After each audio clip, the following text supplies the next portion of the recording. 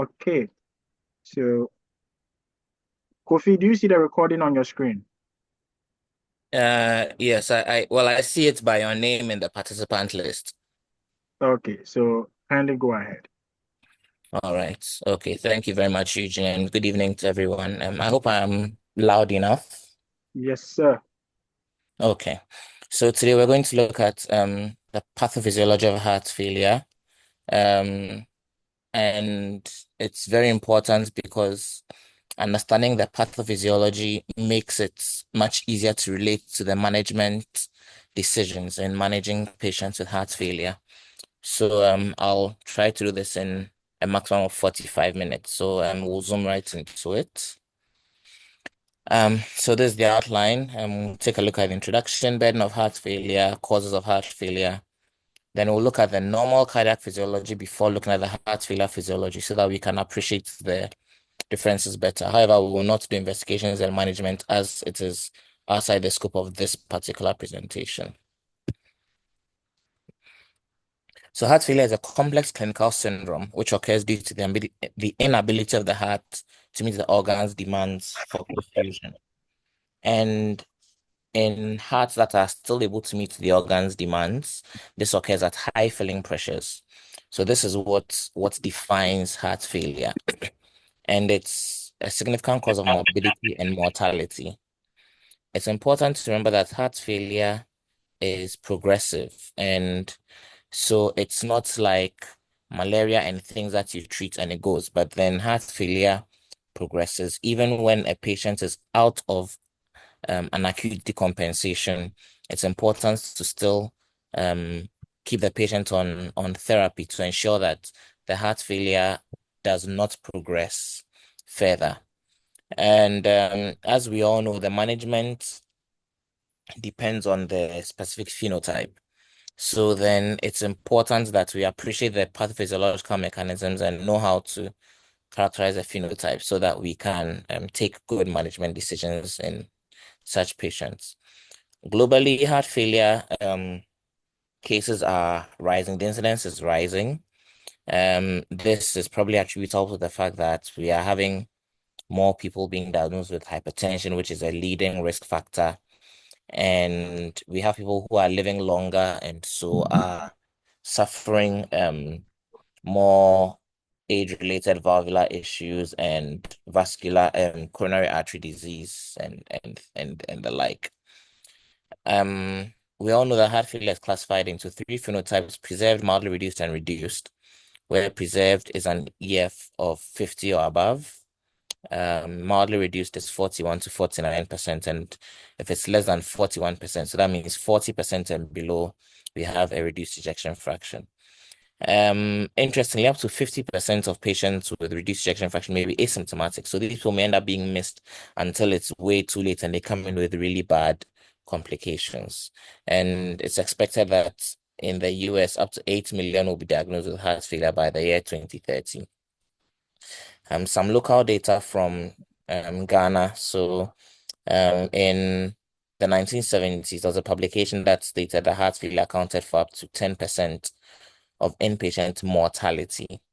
And then the Confanochi Teaching Hospital, also in Ghana, did a retrospective study looking at the CVD-related admissions over an 11-year period, and it was found that heart failure accounted for 88% of these cardiovascular disease admissions. Um, in a study in the Kolebu Teaching Hospital, valvular heart disease and dilated cardiomyopathy were the commonest causes of heart failure among patients below the age of 40. And for those above the age of 40, hypertensive heart disease and dilated cardiomyopathy were the leading causes. The main precipitants were, so hypertension was the major risk factor leading to heart failure, and alcohol was a close second. Now, what are the risk factors for heart failure? So these are conditions that when you have, they increase your risk of developing heart failure through one way or the other. And we all know the top three: hypertension, diabetes, dyslipidemia. I usually tell people that they are triplets. When one comes, the other two are nearby. These three are important risk factors in the development of heart failure. Chronic alcohol use, atrial fibrillation, myocardial infarction, and chronic lung disease are also some of the risk factors for heart failure. So what exactly are the causes of heart failure? So we have the risk factors, but what heart disease results in heart failure? Hypertensive heart disease is top of the list, and then we have dilated cardiomyopathy. Now, with this, there have been some debates as to the nomenclature. So, in the strictest sense, when we talk of dilated cardiomyopathy, we tend to refer to the idiopathic dilated cardiomyopathy, which has a genetic basis. Now, all heart conditions or all heart diseases in the end stage result in a dilatation of the ventricles. So whether it's hypertensive heart disease, valvular ischemic, in the end stage, they are bound to cause dilatation due to the volume overload that tends to occur.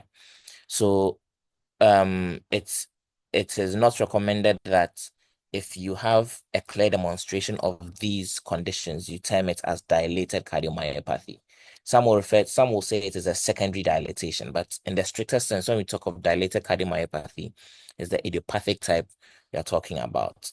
So rather than saying dilated cardiomyopathy second to hypertensive heart disease, you just say advanced hypertensive heart disease. Instead of DCM second to valvular heart disease, you just say it is heart failure second to valvular heart disease. So the other causes post-myocarditis, valvular heart disease, ischemic heart disease, peripartum cardiomyopathy, tachycardia associated cardiomyopathy, restrictive cardiomyopathy. We also have the congenital diseases, alcohol, thyrotoxic disease, constrictive pericarditis, the infiltrative diseases like amyloidosis and sarcoidosis, and the nutritional deficiencies like wet beriberi.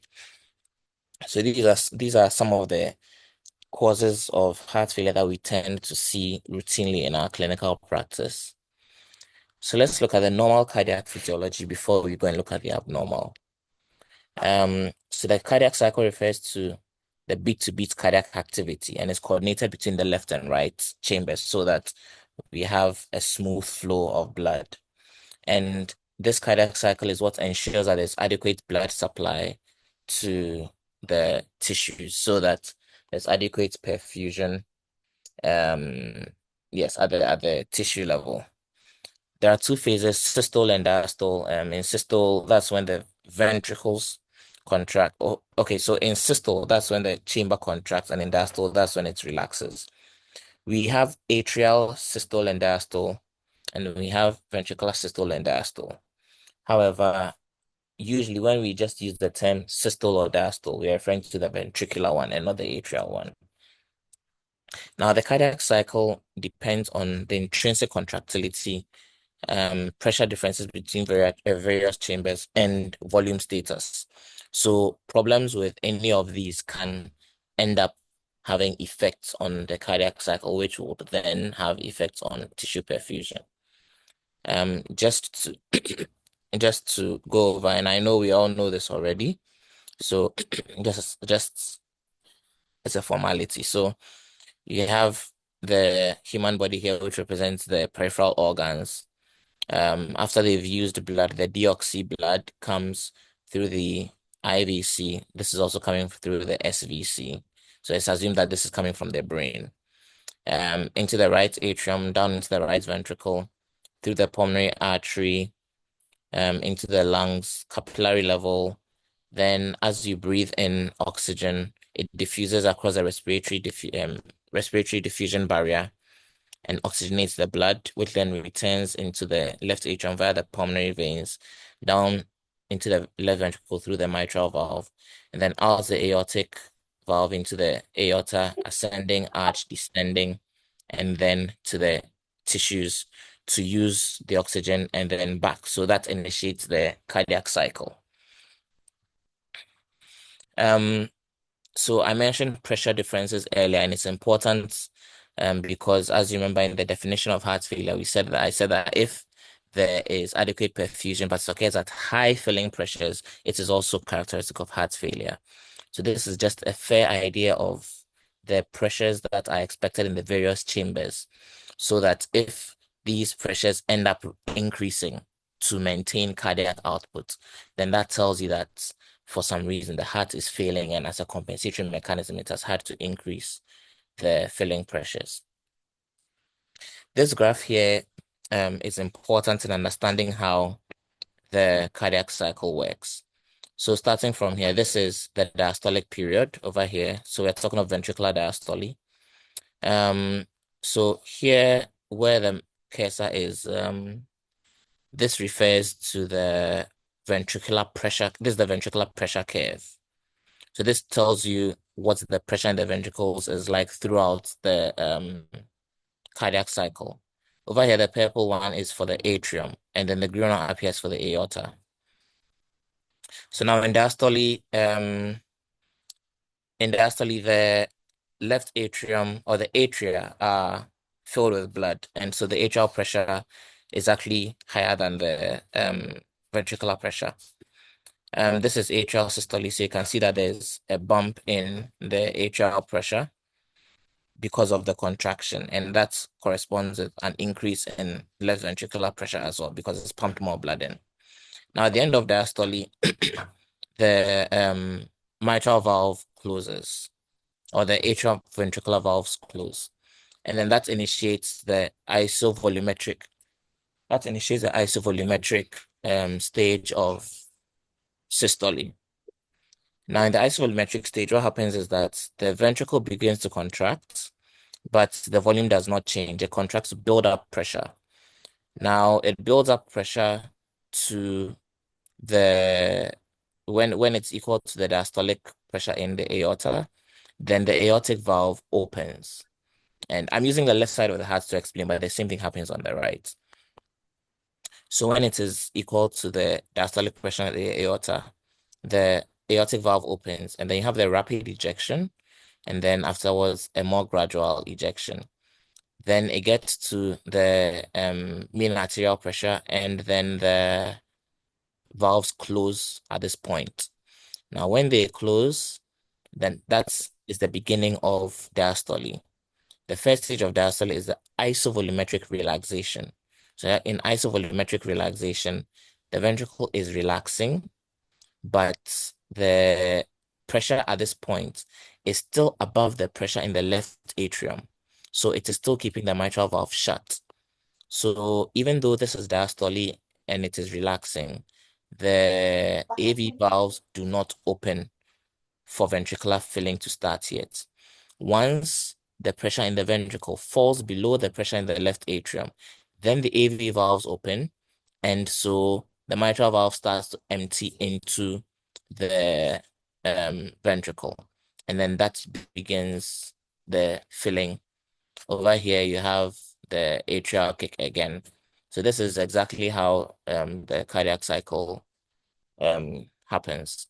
Down here, you can appreciate the changes in volume with the various stages of the cardiac cycle. So as I said, here's the isovolumetric phase. There's no change in left ventricular volume. In the contraction phase, when the ventricle is contracting, you see that as it is ejecting, the volume in the left ventricle is reducing. Then you get to the isovolumetric relaxation stage. So it's relaxing, but there's no change in volume. Then over here, now that it's below the left atrial pressure, the mitral valve opens, and then ventricular volume starts to rise because there's diastolic filling. And over here, the atrial kick, which gives it a further boost. So this is a summary of what the normal cardiac cycle entails. Just to look at a few terms, which I know we are all familiar with. Venous return refers to the deoxygenated blood returning to the right heart after use by the various tissues. And diastolic volume is the volume of blood in the heart after the diastolic period. And the preload is synonymous with end-diastolic volume. That is the volume of blood that the heart is contracting against. Now, the afterload is the pressure that the left ventricle needs to overcome in order to open the aortic valve for ejection. So this would refer to the pressure in the arterial system. And then the end systolic volume refers to the volume of blood that is in the heart after contraction. Not all the blood is ejected per systolic contraction. So the volume of the blood that is ejected is called the stroke volume. And so Well, I quite noticed. so quite simply, it is the What end is diastolic volume minus the end systolic volume. Cardiac output is the it? amount Fine, of no. blood.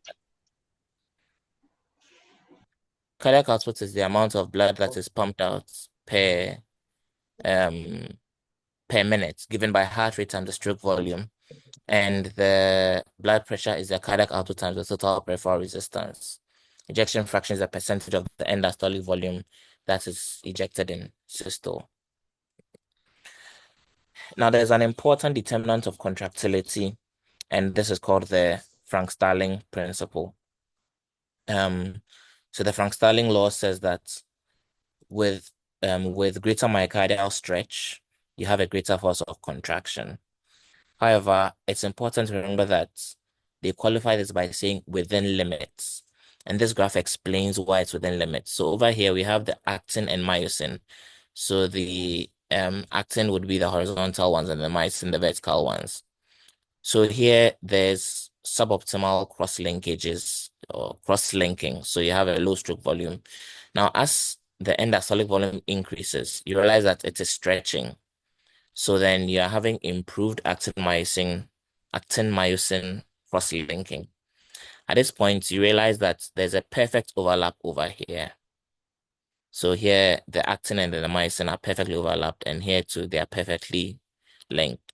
So this is the optimal length. So at this point, you will have um, maximum contractility.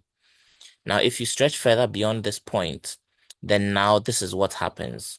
You then overstretch, so you lose the actin-myosin, some of the actin-myosin coupling, and that results in LV dysfunction. Now, this is why you will not give somebody 3 liters of IV fluids within 30 minutes, because in that case, that will overstretch and you will have LV dysfunction.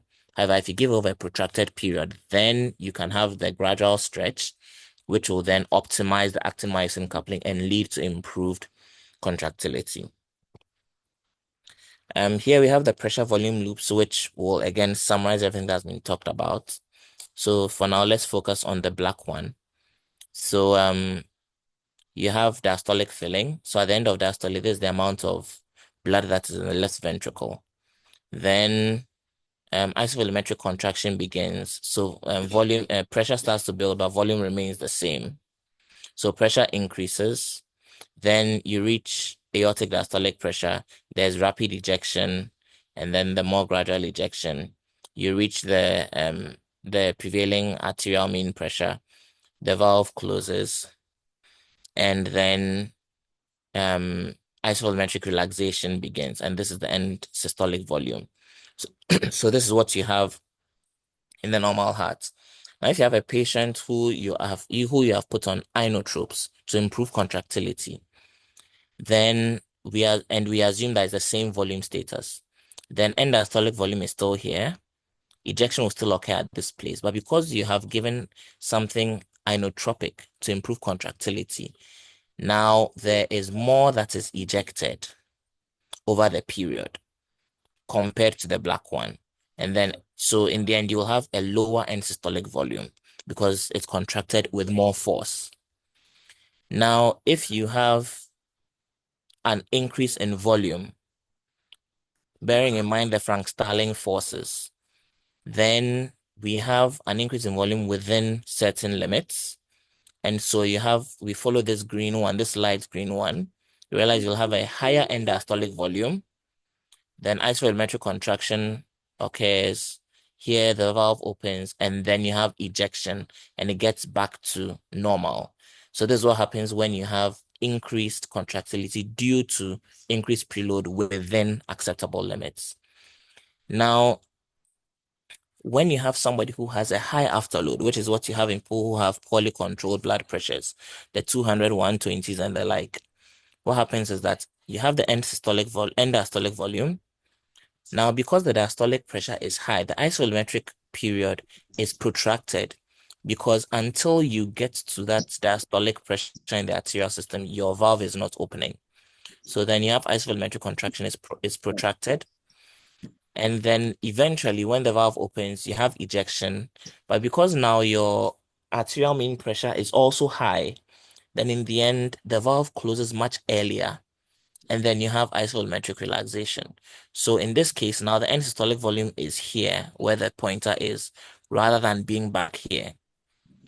Once end systolic volume is here, that tells you that you are retaining more volume within the ventricle, and you're still going to get cardiac out.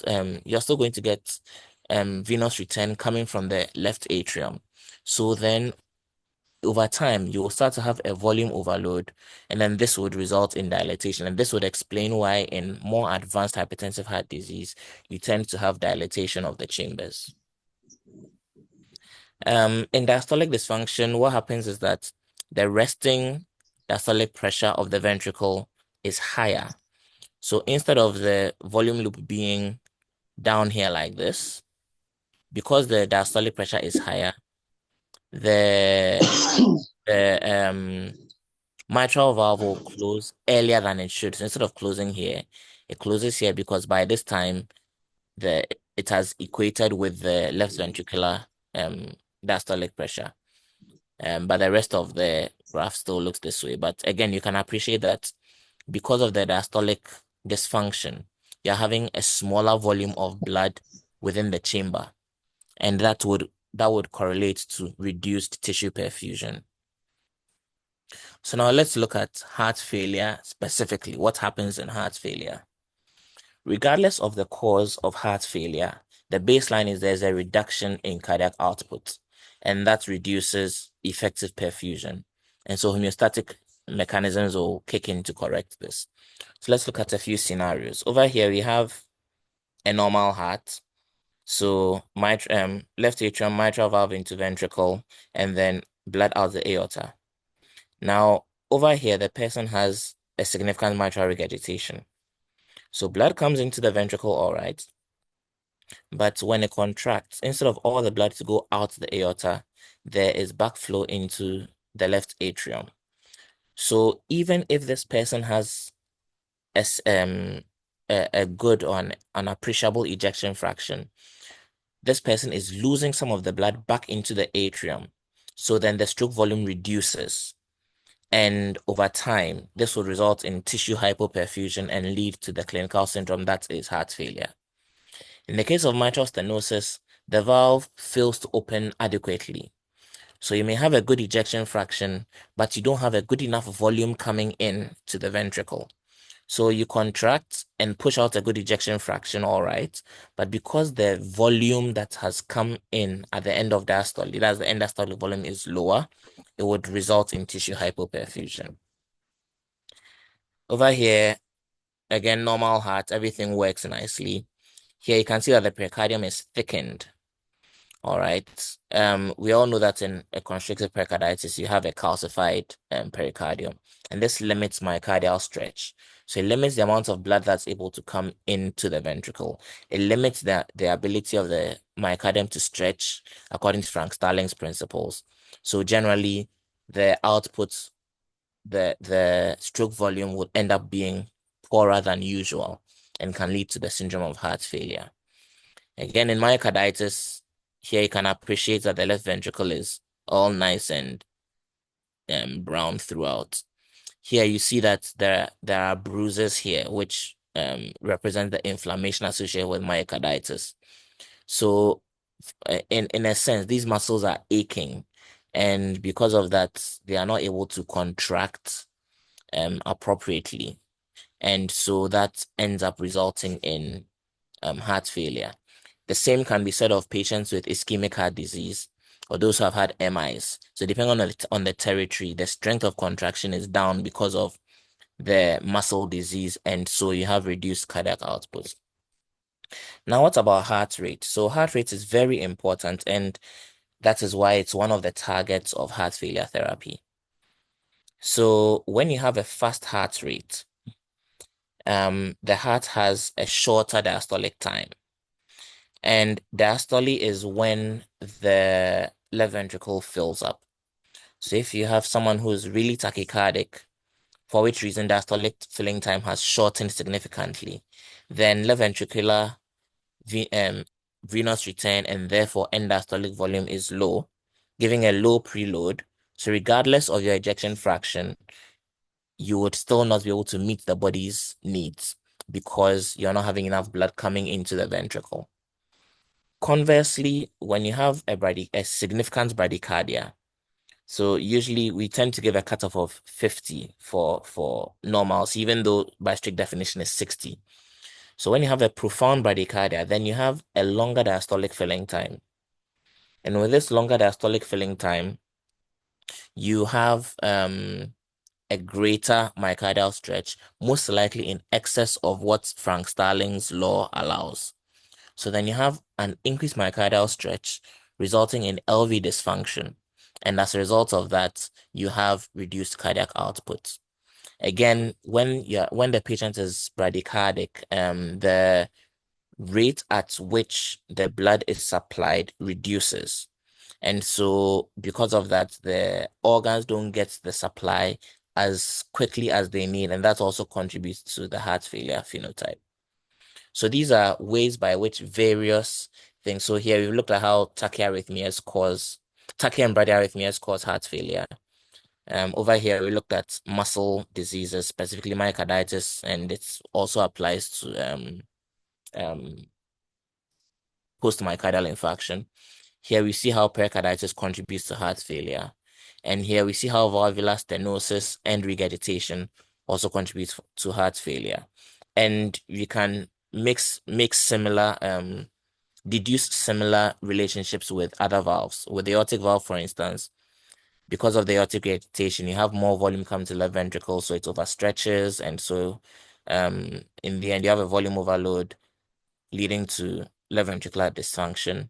In aortic stenosis, the heart isn't able to push out enough because of the stenosis.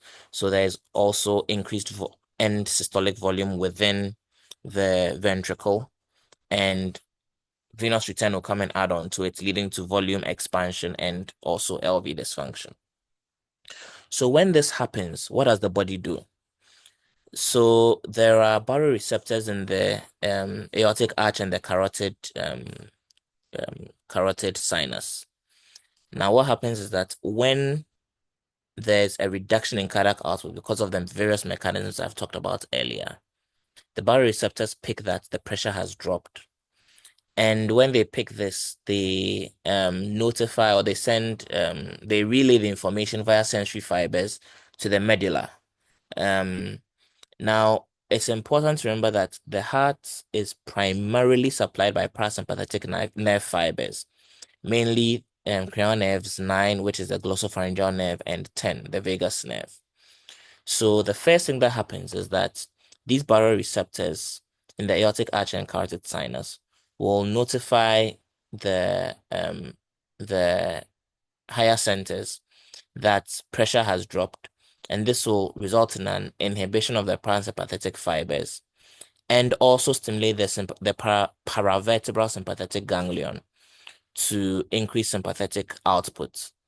Now, this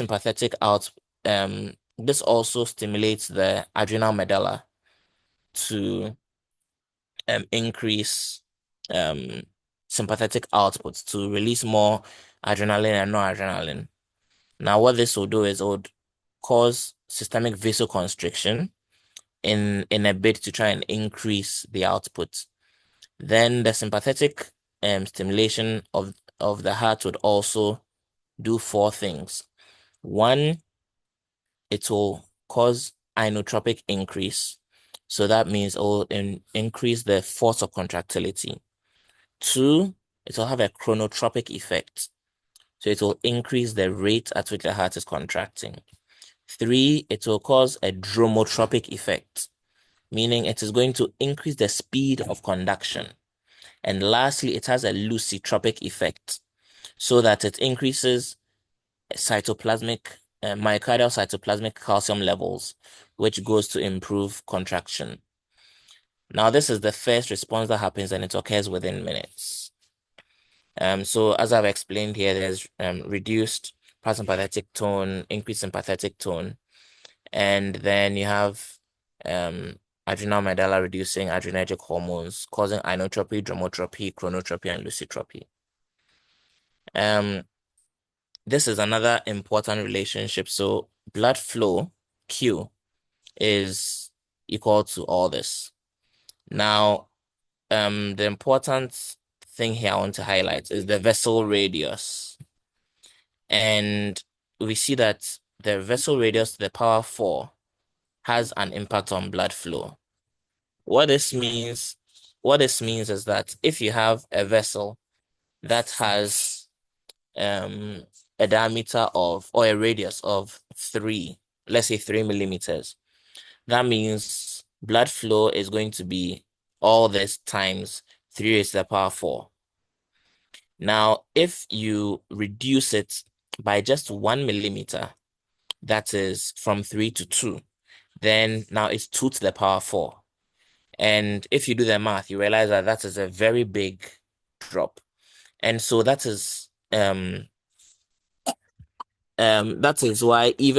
that's why over a long period, this vasoconstriction is ends up being harmful, because when you constrict for long, then you are ending up with lower blood flow, and that would result in tissue hypoperfusion.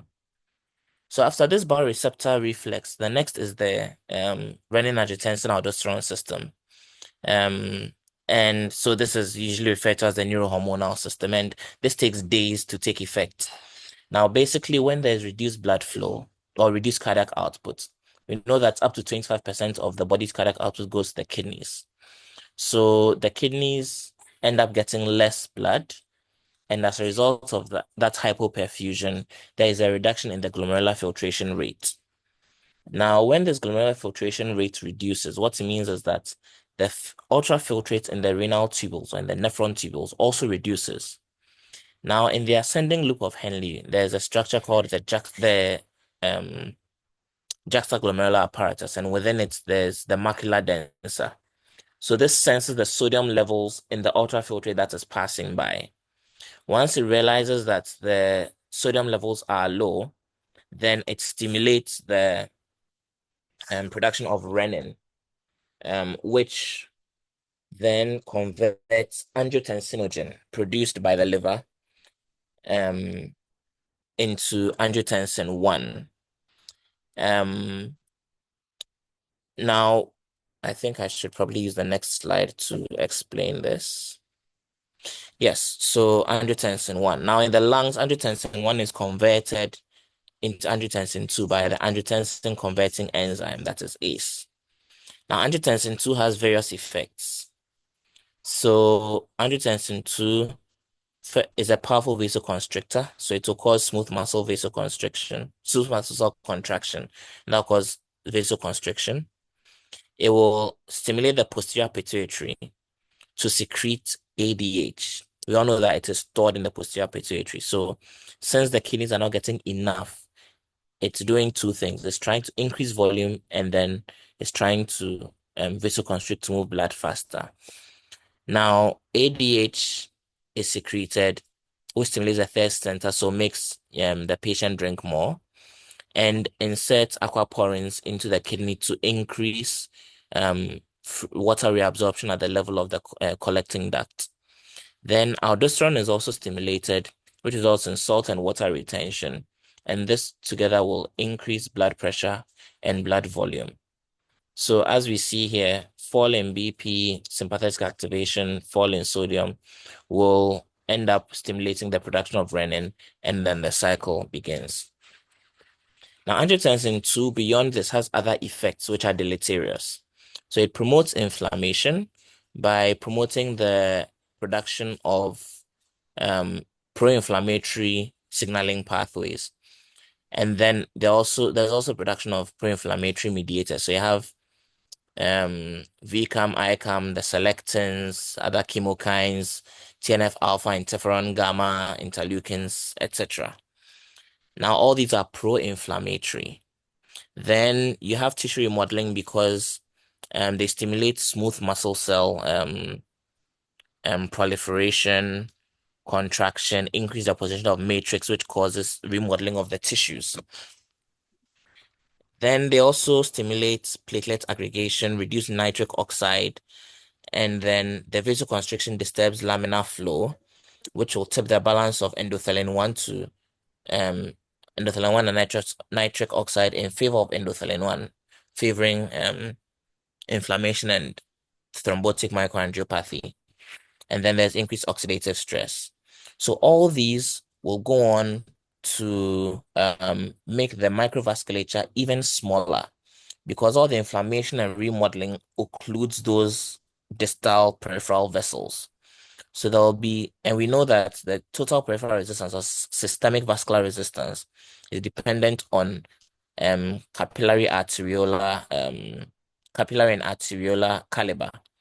So once these are occluded by inflammatory debris and tissue remodeling, then it increases peripheral resistance while causing focal ischemia at those points, and this will worsen heart failure. Beyond salt and water retention, aldosterone also causes a lot of problems. So you have high endothelin, which is pro-inflammatory. NF-kappa B is also increased, and this leads to adhesion molecules, hypertrophy, fibrosis, etc. And this leads to progressive heart failure. Increased reactive oxygen species and reduced nitric oxide leads to endothelial dysfunction, platelet activation, and adhesion, which will lead to thrombotic microangiopathy and predispose to ischemia. Then there's also increased fibrosis, accelerated atherosclerosis from all the inflammation and lipid LDL oxidation, contributing to ischemia and cardiovascular mortality. Another important thing is all this inflammation and systemic activation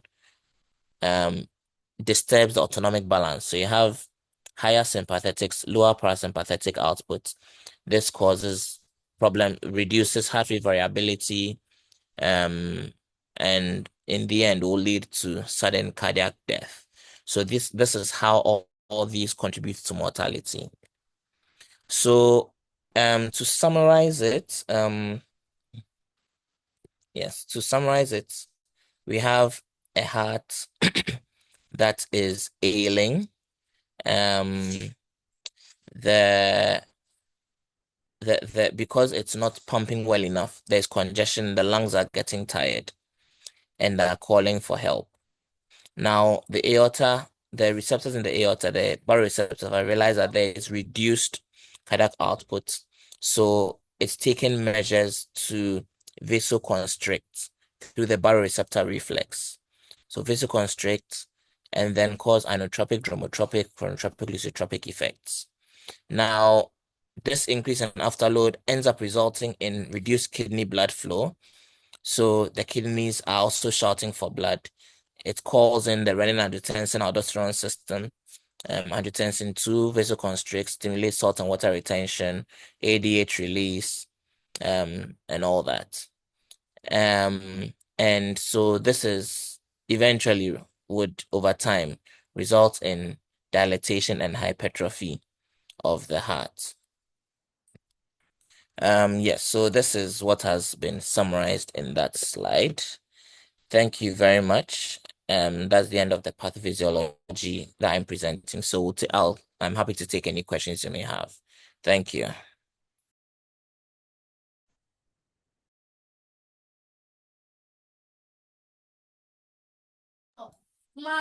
Hello?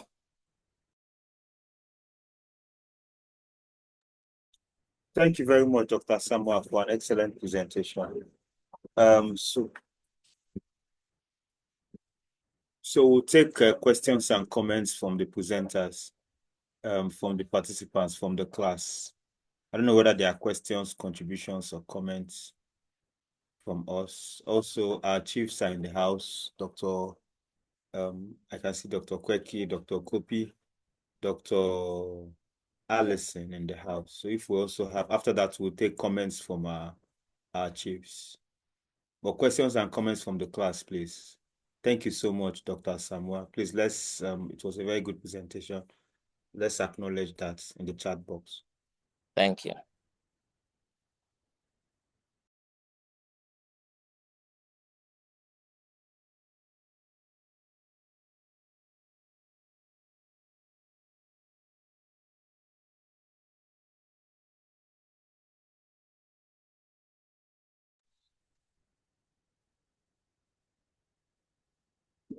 Yeah, hello, evening. Chiefy, thank Go you for the ahead. Go ahead. Go presentation. ahead, Yes, Dr. yeah. Kofi. Yeah, please, I wanted you to just repeat the tachycardia and extreme bradycardia activation of RAS again. I didn't really get it. So if you could just go over it for me, please. Then, yeah, this Is it one. this one? Yes, this one. Thank you. Okay. So so this one was it's diastolic filling against heart rate. So at very fast heart rates, because of how fast it is, you have reduced diastolic filling of the left ventricle. So at the end of diastole, the the end diastolic volume is reduced because the diastolic filling time was reduced. As a result of that, even if you have a good ejection fraction, the the total volume of blood from which you are pumping is reduced, and therefore you will have reduced output. And so the kidney will end up sensing this as reduced output and then kickstart. So first the baroreceptors will pick it, and then the kidneys will also pick it. Now in the case of extreme bradycardia, you have so here we are using 50 because usually clinically up to 50, we are not really too worried about heart rate. So at this point, we see how much diastolic filling time there is. So this allows for adequate myocardial stretch and then a good force of contraction. But if your heart rate goes lower, let's say somewhere here, 30 something, then your diastolic filling time ends up being much higher, around where the laser pointer is. And so you have even more venous return. And when you have such a large venous return, then there's a risk that you will stretch beyond the acceptable limits of the Frank-Starling law. Because here we saw that up to a certain level of stretch, you have at a certain level, you have optimal stretch, and therefore you have optimal contraction. But once you keep stretching, once your volume keeps increasing beyond that point, then you start to lose your actin myosin cross linkages and you go into LV dysfunction. So when you have excessive bradycardia, which causes significantly increased venous return, then you may end up having an excessive stretch, which then tips you into LV dysfunction based on the Frank-Starling principle. The other thing is that even if you have adequate contraction, because of how slow the rate is, we know cardiac output is heart rate times stroke volume. So because of how slow the rate is, it may not even meet the needs of the body on its own. And so that can also kick in the processes to try and cause a tachycardia, like a faster heart rate, so that you can end up having perfusion. Is it clearer now? It's very clear now. It's very clear. Okay, thank So you. I think you're just trying to say basically it's a combination of LV dysfunction from the excess stretch and then reduction of cardiac output from the Yes, low heart rate. Yes. Okay. yes, That's fine. exactly. That's fine. Thanks. You're welcome. All right. Thank you very much. I wanted to also ask a question. Dr. Sama, please, could you list the neurohormonal mechanisms that are involved in heart failure so that we can just have them together? Okay, that's one. Then two, we know that why pathophysiology of heart failure is important is because many of the mechanisms targeted to treat heart failure are targeted at various points in this in the pathophysiology. Okay, so I think it's also important to make a note, although it's not well understood on the role of SGLT2 inhibitors, knowing that SGLT2 inhibitors are now core in the treatment of whether it's preserved, mildly reduced or reduced ejection fraction.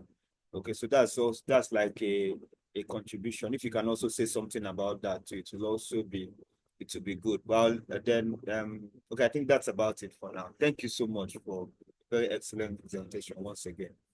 Thank you, Dr. Corey. Okay, so the first thing is one, you have the increased sympathetics, okay, due to the baroreceptor reflex. The second is that you have activation of the renin-angiotensin aldosterone system.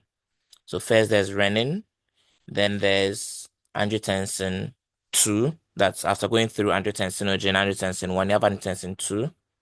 Then you have, so from angiotensin 2, you will get ADH, which is also a hormone, and then you will get aldosterone. Let me go to. So yes, so there's the first neural response. That is the sympathetic increase sympathetic output.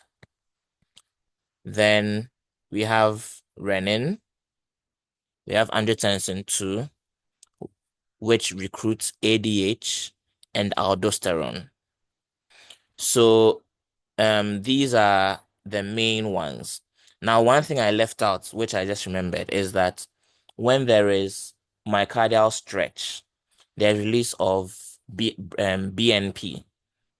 And so BNP is another hormonal mechanism that is implicated in heart failure. So these are the components of the neurohormonal system in heart failure pathophysiology. For the SGLT2 inhibitors, as you said, it's not very well understood, but what it does is that it blocks the sodium glucose co-transporter in the proximal convoluted tubule. And so because it's blocking the sodium glucose co-transporter, you lose glucose, you lose sodium. And once you have natriuresis, it is good for the heart because everywhere sodium goes, water flows. So once you have natriuresis, you have diuresis as well. And this ultimately reduces the volume congestion that may occur. But as you're saying, there may be other mechanisms that haven't yet been fully explained as far as SGLT2 inhibitors are concerned. Thank you. Thank you so much. Do we have more questions from the class before we go to our chief? I also saw Ade Andrew. Okay. Yes, ma'am. Okay, good evening. Thank you so much, Chief, for the presentation. It was good. I just have some contributions to it, and Dr. Eugene is around and my chief, so they can also guide. So it's concerning, at the beginning, the definition of heart failure. I know in 2021, there was something new about the definition apart from what you said. They brought in the increase in the natriuretic peptides and then symptoms of pulmonary congestion, pulmonary and systemic congestion to the former definition. So I didn't really see it in your definition of heart failure. And now when you went to the classification of heart failure, I think that same 2021, they brought a new classification, which they had classification as risks of heart failure, pre-heart failure, and advanced heart failure as another classification. Then now, when you were talking about the classification based on ejection fraction, you did not mention the heart failure with improved ejection fraction. It's part of the classification of heart failure based on ejection fraction. That just means that someone had an ejection fraction less than or equals to 40. The patient was placed on guideline-directed therapy and had an increase in the baseline of about 10. So it's part that. So when you're doing the next echo, you notice there's an increase in the EF above the 40%, which the patient had initially.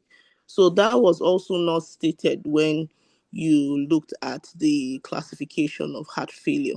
Then thirdly, when you were looking at the cardiac cycle, it was properly stated, but you missed out the part of the cardiac cycle that talked about diastasis. So diastasis is a very important part of the diastole. Apart from the isovolumetric relaxation, you now have the rapid inflow. And then, of course, you now have the time of diastasis. So if you look at that Wiggers diagram, you would actually see as part of the cardiac cycle, there are actually 6 phases or 7 of the cardiac cycle, and diastasis is part of it. So it's like a time when there's equalization of the atrium, the pressures in the atrium and the ventricle. So it comes just before the atrial contraction. So I think that's my contribution. Thank you and well done. Thank you very much for these are very, very important contributions you've made. Thank you. Thank you, Dr. Chineme, for that wonderful contribution. Yeah. Does any other person? Okay, Dr. Amina, you want to say something?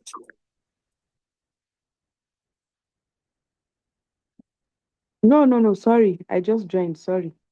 Okay. That's fine. Does any other colleague have any other question or any other contribution?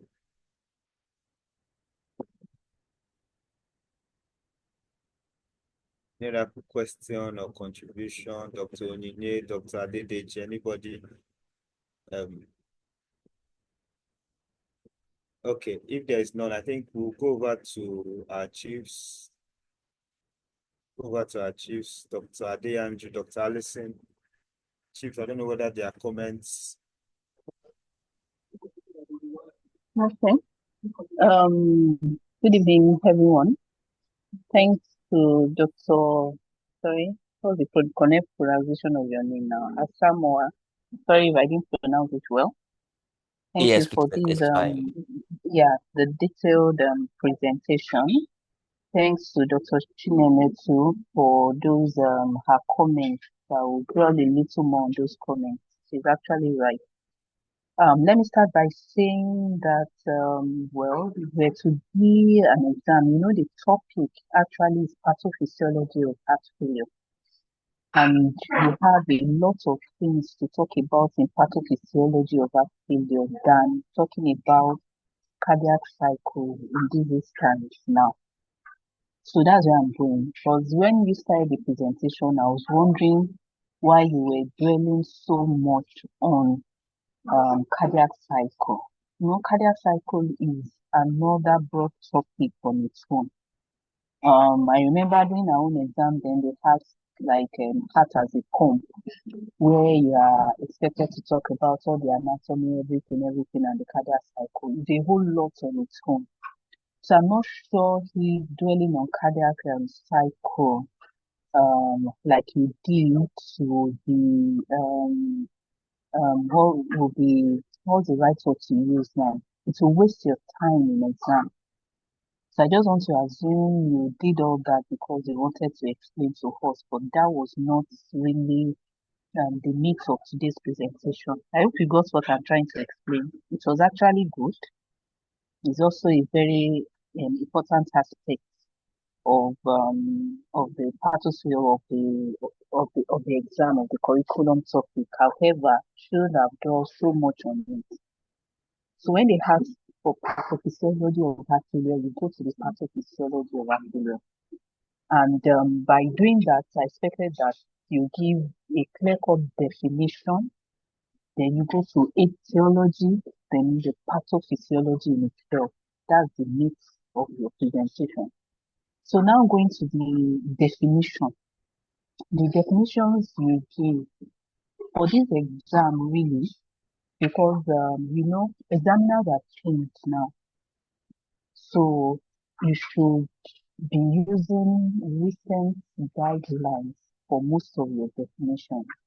And you should be able to define heart failure not like any other person in another specialty will define heart failure. So as a cardiologist, you should be giving us up to date definition, not like for general medicine.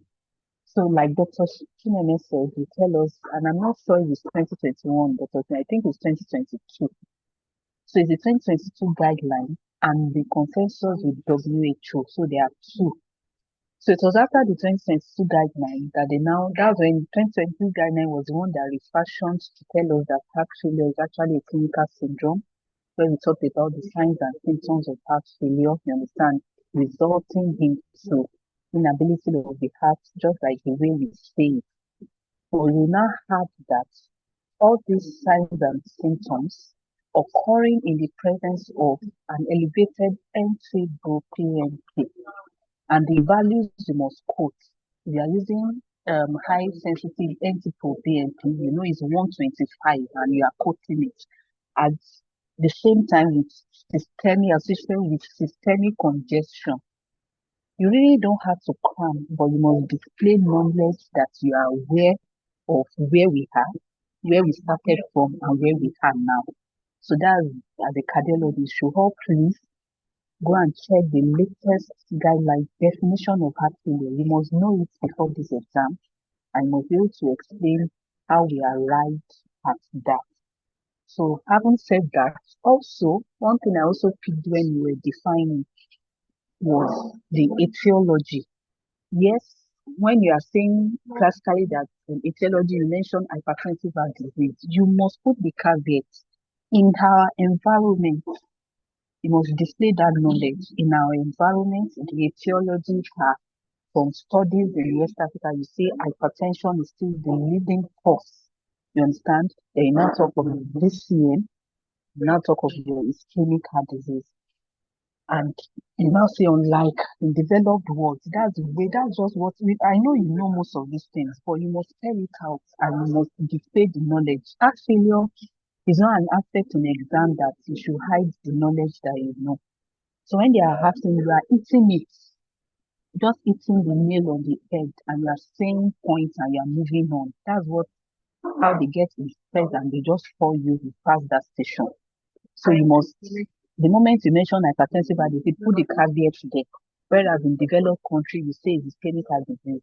And you also know that now the incidence of ischemic heart disease is also beginning to rise in our environment. Though not the commonest cause, but the percentage is now increasing. And you should also know why DCM in our environment will be number 2, because we will say PPCM in quotes. Some people group it as part of the PPC of DCM, so we should be aware of that. Then talking about the definition now of what's the name, DCM. When you were mentioning this thing, no, DCM too has his own clear definition, which when stating is not enough to say dilated chamber alone. You must be able to say that the current definition as at 2022 would be that is defined by the presence of left ventricular failure. That's the minimum. It might just be only the left ventricle, or biventricular dilatation. Sorry, I mean left ventricular dilatation or biventricular dilatation. And there must be a systolic dysfunction. In the absence of, we talk about abnormal loading conditions, you must rule out hypertension, you must rule out valvular heart disease, or coronary artery disease that is sufficient to cause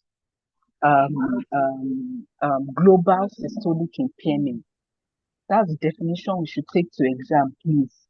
So I've said either left ventricular dilatation, biventricular dilatation in the absence rather of something that will cause a preload or abnormal loading condition like hypertension, valvular heart disease, or also in the absence of a coronary artery disease that is enough to cause global or systolic impairments. So that's for the definition of DCM. These things are important for orals. They're also important for MCQs, so that by the time you are saying some tricky this thing in MCQ, you know which of your best options to go for. So I got distracted. I received a call in between your presentation, but I learned when Dr. Wunda was asking about neurohormonal mechanisms in heart failure. Was supposed to be the meat of your presentation. I had your presentation on the parasympathetic, sympathetic. Those were very brilliant. The Frank-Starling, yes, that's the way we go about it. And other areas that I felt that you did not mention were, I don't know, probably maybe you mentioned, you didn't really talk about increased cytokine expressions, chronic inflammatory changes, increased immune changes, altered fibrinolysis. I didn't hear you mention all that. They are also part of pathophysiology of heart failure and newer medications, and like all these varicografts are now targeting these areas, because in the pathophysiology, is the pathophysiology of heart failure that the drugs that they use are coming up. And most of all these newer drugs, they are leaving the regular things that we know to the things that are not that regular, like chronic inflammation, cytokine secretions, fibrosis, apoptosis. You understand, and stuff like SGLT2 inhibitors now does vascular remodeling, all these apoptosis, chronic inflammation, and things like that. So those are the new areas which you should actually talk about, because that's where science, that's where we are going to now for the treatment of heart failure. So all those things, oxidative stress, starvation, gene expression, all those things are the newer things that they are facing now.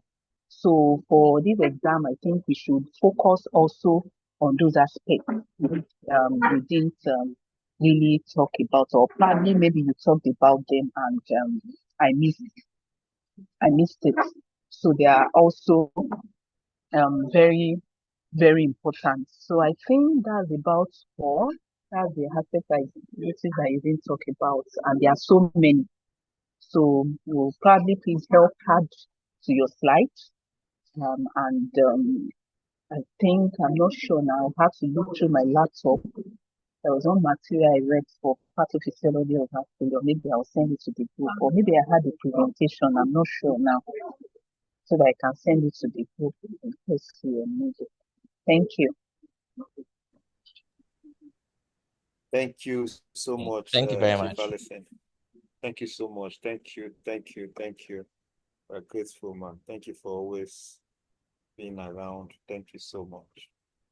I don't know if there are more comments. Okay, yes, Chief Adeyanji, go ahead, man.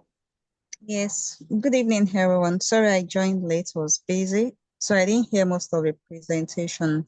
Good evening, Dr. and Dr. Pope too. Dr. Molade have said a lot, and please let us pay attention to every single thing that she has said, because they are important for the exams. So I will just quickly talk about the maybe 2 or 3 aspects that she didn't mention. For heart failure pathophysiology, you can have different questions from different aspects. Like she has said in our exam, they said discuss the heart as a pump. Under 10 minutes, and you talk about everything. So for this particular part, I want to stress the neurohormonal aspect. They've asked in the past. I think that should be Dr. Okopi's exam. They've asked in the past. And beyond talking about the neurohormonal, everything that she has stressed, gene expression, the cytokines, and the newer things that are coming now, you must also know the landmark trials that actually support the medications targeting those particular areas when you're talking about the neurohormones. Not only the ones that were successful, but also the ones that failed. So there are like 5 to 6 neurohormones that are standard, and there are newer ones. But please, let's check up those landmark trials and be able to say 1 or 2 things about them. Don't just give a loose statement in the exam. When you are saying something, add an adjunct to it, like Dr. Molade have said. Add a landmark trial to it. That's what gives you your scores in exams. Then Dr. Chineme was asking about improved HF. Yes, let's have the knowledge of all those new classification of heart failure, so that when they ask for them, whether in MCQ or theory, you can define improved HF, you can define mildly reduced, you can define reduced HF. So in the orals, they can actually ask for those things. Let's know what it means. But in the MCQ, to let us be able to answer it if they twist the question. Most times they don't ask about improved HF, but when you have the knowledge, you can actually bamboozle those organs and get your score and leave the place. So I will say it again, landmark trials in HF, very important. Targeting all those areas in the neurohormones, very, very important. They ask those questions a lot. Thank you so much for the opportunity to say one or two things. Thank you. Thank you so much, Chief Adeyanju. Thank you, ma. Thank you for your valuable inputs. Thank you so much. All right, I don't know if our chiefs also, Dr. Kopi, then Dr. Kweki will round up if you want to have one or two inputs for us. Chief Okopi. Okay, okay, Chief Kweki, sir, please go ahead. All right, so thank you so much for that presentation. Again, like some other people, I also joined a bit late, just entering the house. But the little I heard about heart failure, I think the presentation was actually detailed, and for me, that was an excellent presentation. Like has been noted by the other people that spoke, Dr. Adeyanju and Rimolade. You know, heart failure is the heartbeat of the exam, and there's a lot to say. I think what makes you score a lot is to be able to organize yourself properly for the exam. So you don't have all the time really. I think it's about 4 to 6 minutes. So you need to organize your thoughts and prepare what you are going to say if you're asked to talk about the pathophysiology of heart failure. You must have organization, because if you don't, there are a lot to discuss. So you start jumping here and jumping there. So a good structure is important if you're asked a question. For instance, like Dr. Rimo just said, you must be able to define it. Etiology, yes, but not so much in detail, because now they want you to describe how those etiology kind of leads to heart failure. What is the pathophysiology? That's what they want you to describe. So listing all the etiology everywhere and you can't describe how they lead to it, it's not going to be easy. And you agree with me that different etiology have their different mechanisms. But you must try and converge on a point of similar pathophysiological process. So we all know that no matter heart failure is described, it's basically come in two perspectives. Either you have HPEF or you have HREF, although they talked about heart failure with mid-range ejection fraction that is being looked at. But basically, it's also reduced ejection fraction. So you must describe the two perspectives. So why is it that patients on a group of people? So that initial pathophysiology must address heart failure with reserved ejection fraction, while the other one will address heart failure with reduced ejection fraction. So that's important. So something like, irrespective of the etiology, it could be valvular, it could be toxic, it could be cardiomyopathy, it could be ischemic, whatever it is, initially the heart tends to compensate with the compensatory mechanism, either by hypertrophy, increased heart rate, increased cardiac output, whatever means of compensation, the heart tends to compensate initially. But at the time where you begin to lose the compensatory mechanism, the patient begin to come in either acute decompensation, or some causes can cause decompensation de novo. So that thing must be described.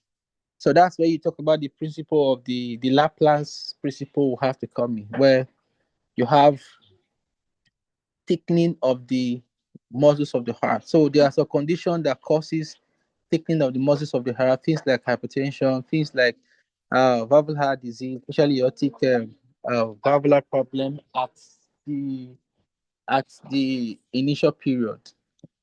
alongside with hypertension at the initial period. They tend to present with diastolic heart failure, but as it progresses, they can come with systolic dysfunction. So you must talk about Laplans, the relationship between the wall tension, relationship between the radius, the thickness of the muscles, and the pressure.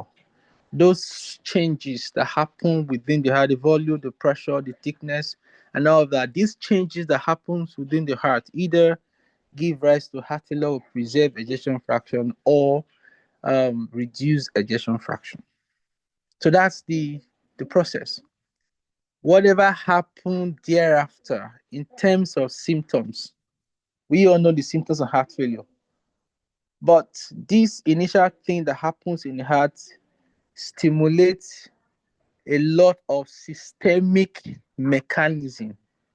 And these systemic mechanisms are the things that we are all talking about. So you talk about the initial thing that happens when the heart is compensated, what happens when the heart begins to decompensate, and then what happens following decompensation, which is the systemic response. Vis-a-vis the RAS will be activated, sympathetic will be activated, oxidative stress will be activated, the gene will be activated, and all the rest, especially focusing on the area of therapy.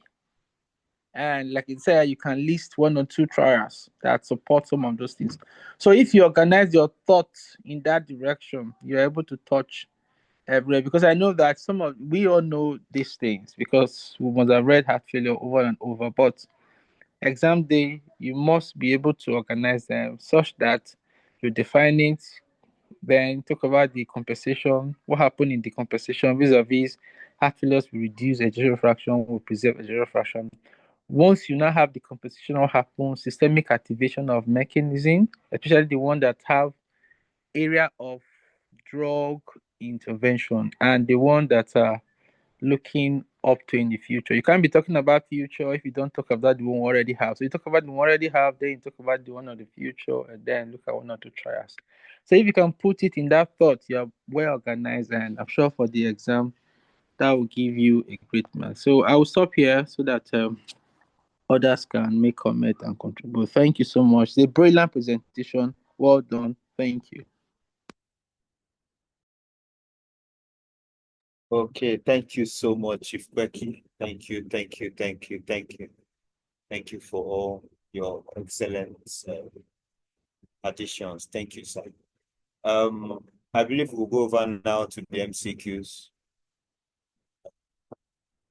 Dr. Asama, yes, you can please share your slides while we share the one word. And then just to add, Eugene, are you there? I'm not sure He has had he's to go and fully see with an us. emergency. Yes, he had an emergency. He had to go. Okay, so maybe once he calls, but I don't know I'll be here at that time. I want to just suggest that after each of these presentation, you could stop the recording and start again for able to capture it properly for upload. Because if you record them all at the same time, difficult for me to capture it properly when I'm trying to upload them on the YouTube. So things like this, after this pathophysiology, you could just stop recording. Then once we are doing the brown word, we can start recording. So I could capture the brown word differently and capture this presentation differently. So maybe in the future we can do that. Thank you. Yeah, thank you so much, Chief. That's actually how Eugene has been doing Oh, it. brilliant. Although Brilliant. for today, I'm not sure he's on now, but he's recording. Yeah, that's okay. That's fine. So maybe we'll just continue for We'll today. continue. Yes. Yeah. Thank you. Thank you so much. Yeah.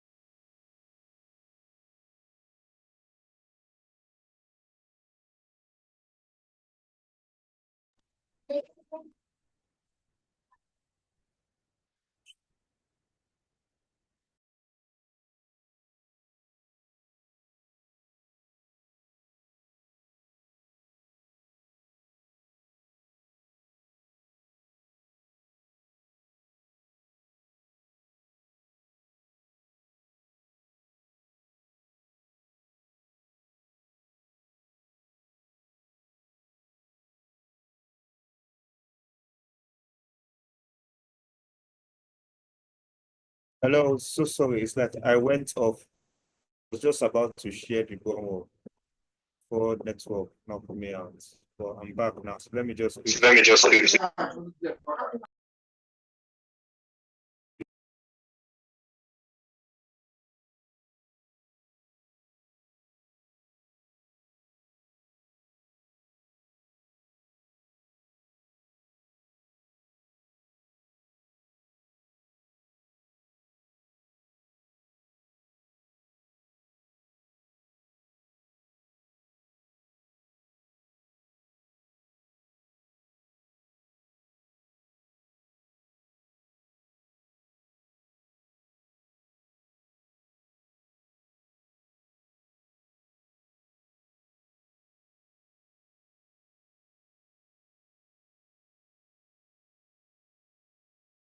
Can you see my screen, please?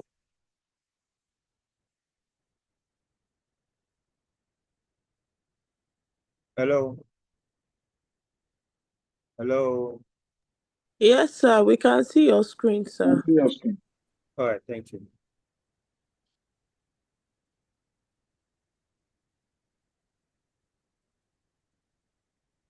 So I believe we stopped at question 220, but I know there are some that we missed. I think Eugene has the details, but I'm not sure of all the ones that we have missed. So if you were supposed to present on Friday or before and we've missed you, please, you can just alert me so that so we can start from there instead of beginning from where we stopped. So I don't know if there's anyone that wants to present that we had missed. If not, we'll start from 221. Is there anyone?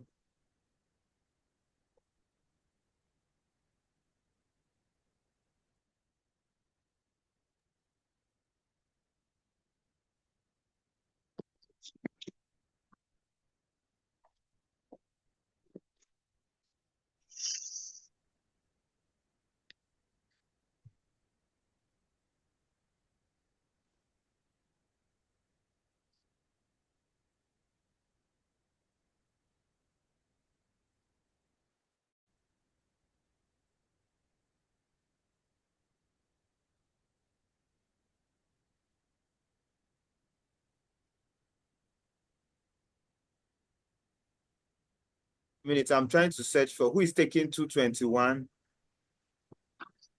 I'm taking 221. Good evening, Chief. Okay, you're taking 221. Yes, Chief. Okay, please go ahead. Thank you so much. All right. Good evening, consultants and colleagues. I'm taking two questions, 221 through 225. Question 221 says it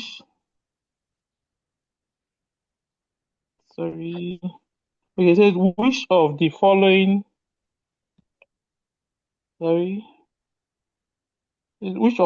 statements regarding antithrombotic therapies in patients with which of the following statements regarding antithrombotic therapies in the treatment of unstable angina or non-ST segment elevation myocardial infarction is not correct? Option A, the early beneficial cardiac outcome effects of clopidogrel in acute coronary syndrome persists for 12 months after hospital discharge. B, combination of aspirin and an anticoagulant is superior to aspirin alone in prevention of death and non-fatal MI in acute treatment of acute coronary syndrome. C, anticoagulation with the low molecular weight heparin and enoxaparin is superior to unfractionated heparin in reducing the rate of death, non-fatal MI and recurrent ischemia. Option D, compared with enoxaparin, treatment of acute coronary syndrome with the factor 10A inhibitor of fondaparinux results in excess major bleeding. E, bivalirudin therapy alone is non-inferior to the combination of low molecular heparin plus a glycoprotein 2B3A inhibitor for prevention of ischemic endpoints in patients for whom an invasive therapy is planned, but results in less bleeding. So I'll give a little overview from where some of the answer is likely, you are like to get the answer to this question. Unstable angina and non-ST segment elevation myocardial infarction is typically caused by presence of an atherosclerotic plaque disruption with formation of platelet-rich intracoronary non-occlusive thrombus. Aspirin is said to significantly reduce the risk of cardiovascular death and non-fatal myocardial infarction in patients acute coronary syndrome. However, it is thought that the addition of an anticoagulant it is thought that the addition of an anticoagulant improves clinical outcomes of patients with unstable MI and NSTEMI more than antiplatelet therapy alone. So we should take note of this. Then low molecular weight heparin have been compared with unfractionated heparin in the setting of unstable MI and NSTEMI. In a large meta-analysis, new or recurrent MI occurred less often with low molecular weight heparin, that is enoxaparin, with similar rates of bleeding.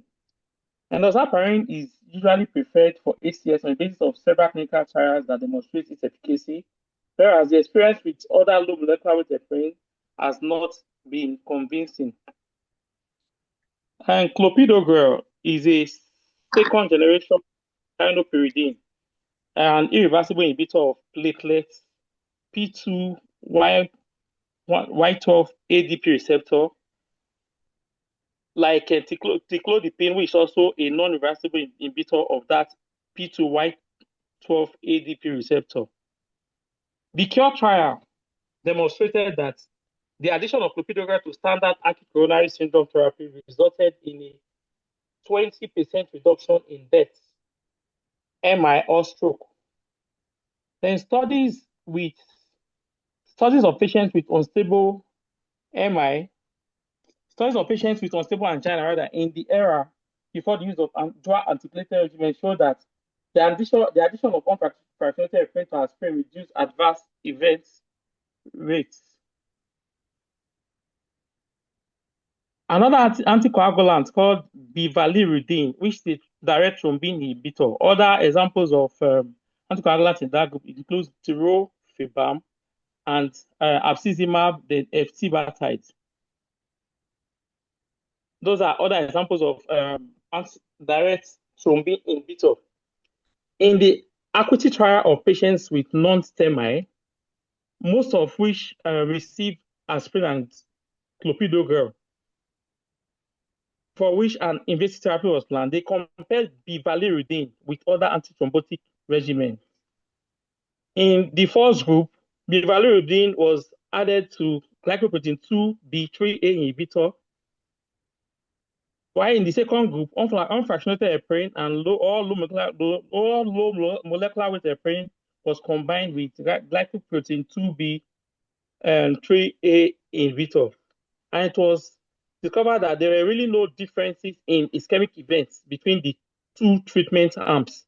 However, bivalirudin alone is known to cause less bleeding than either regimen that included the glycoprotein 2B3A inhibitor. So going back to the question says, which of the following statements regarding antithrombotic therapies in treatment of unstable angina or NSTEMI is not correct? Option A, the early beneficial cardiac outcome effects of clopidogrel in acute coronary syndrome persist for 12 months after hospital discharge. That option is true. So, and we are looking for the option that is not correct. So option A is true. So that is not the answer. Option A is true. We are looking for the first option.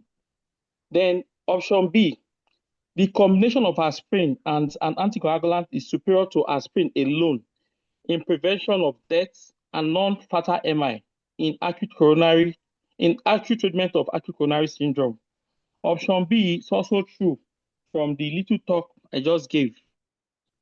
Then option C, anticoagulation with the low molecular weight heparin and enoxaparin is superior to unfractionated heparin in reducing the rate of death, non-fatal MI, and recurrent ischemia. Option C is also true.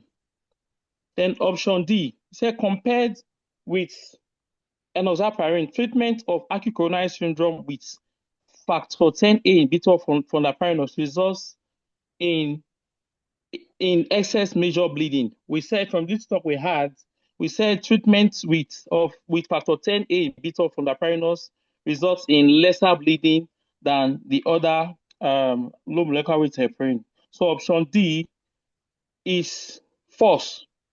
Option E, bivalirudin therapy alone is non-inferior to the combination of low molecular weight heparin plus a glycoprotein 2B3A inhibitor for prevention of ischemic endpoints in patients for whom an invasive strategy is planned but results in less bleeding.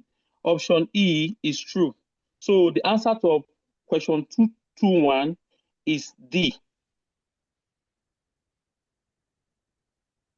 So if there are comments or contributions or questions, I'm welcome at this point, sir.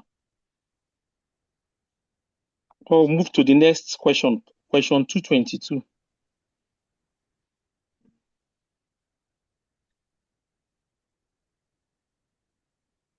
The question 222.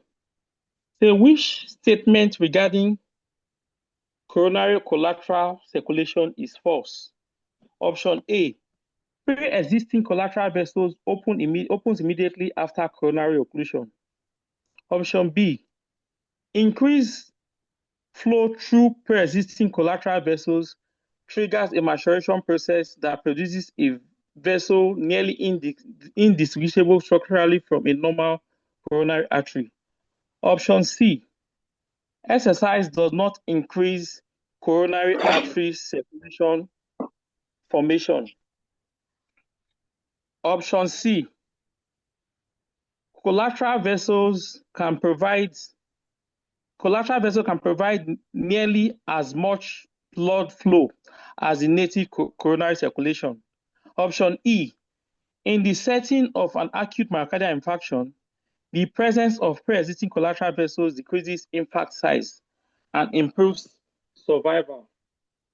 I think essentially this question is testing our knowledge on the coronary circulation. As we have had this question on the coronary arteries anatomy already. We talked about the right and left coronary artery, with the left coronary artery arising from the left posterior aortic sinus and giving rise to the left anterior descending artery and the circumflex artery, with the left anterior descending artery giving rise to the diagonal branches and the left, that the obtuse marginal artery, while the right arises from the right anterior aortic sinus, giving rise to the right acute marginal branches and branches to the SA nodes, AV nodes. Hello, your network is breaking. I don't know whether it's just me. I've been struggling to. Hello. Sorry. Hello, can you hear me now? Yeah, I can hear you, but the network has been. I don't know whether it's just from my end or. It's clear from my end. Chief, it's just you. Hey. Okay, continue. All right, Continue. thank you. All right. So talking about the coronary collaterals. Now, there are actually cross connections between the coronary arteries, which are present regardless of coronary artery disease. The collaterals provide an alternative source of blood flow to myocardial area when normal antegrade supply is compromised. In the presence of arterial stenosis, the process of collateral remodeling usually leads to a gradual increase in the caliber of the coronary vessels, thereby allowing effective delivery of bulk blood to jeopardize tissues. Conversely, coronary network in the absence of obstructive coronary artery disease presents the native collateral circulation. Then contrary to popular belief, blood flow deliverable by native collaterals can be sizable. It's thought that pre-existing collateral vessels are small in diameter. They are between 20 to 200 micrometer in diameter. And they are, like I said earlier on, there are vascular channels that interconnect epicardial coronary arteries. They are usually closed and non-functional in presence of normal coronary circulation. However, following occlusion. Hello? Hello? Okay, however, following Please just go occlusion ahead. of, okay, thank you. However, following occlusion of a coronary artery, the pressure distal to the site of obstruction drops suddenly, and the pre-existing collaterals that were previously not really functional opens up quickly, thus increasing blood flow through these rudimentary vessels. And it is thought that following opening of these vessels, there's a trigger leading to a maturation process that leads to formation of new vessels and opening of the previously existing vessels. The resultant blood vessel that is formed usually has two structural layers, which is almost indistinguishable from a normal coronary artery. There's no evidence that exercise by itself triggers coronary collateral formation. The reduction of myocardial ischemia in the setting of exercise training is more likely to be related to improved conditioning than triggering formation or opening of collaterals. Conditions that reduce endothelial production of nitric oxide, such as diabetes mellitus, may reduce the ability of collateral vessels to develop. Such in those patients, when they have occlusion, the tendency to open up the collaterals to serve as a salvage point for areas of ischemia will be reduced. Then in angioplastic studies, it thought that collateral vessels typically provide less than 50% of normal blood flow. When there is, in studies that have been done, collateral vessels is thought to produce less than 50% of normal coronary blood flow.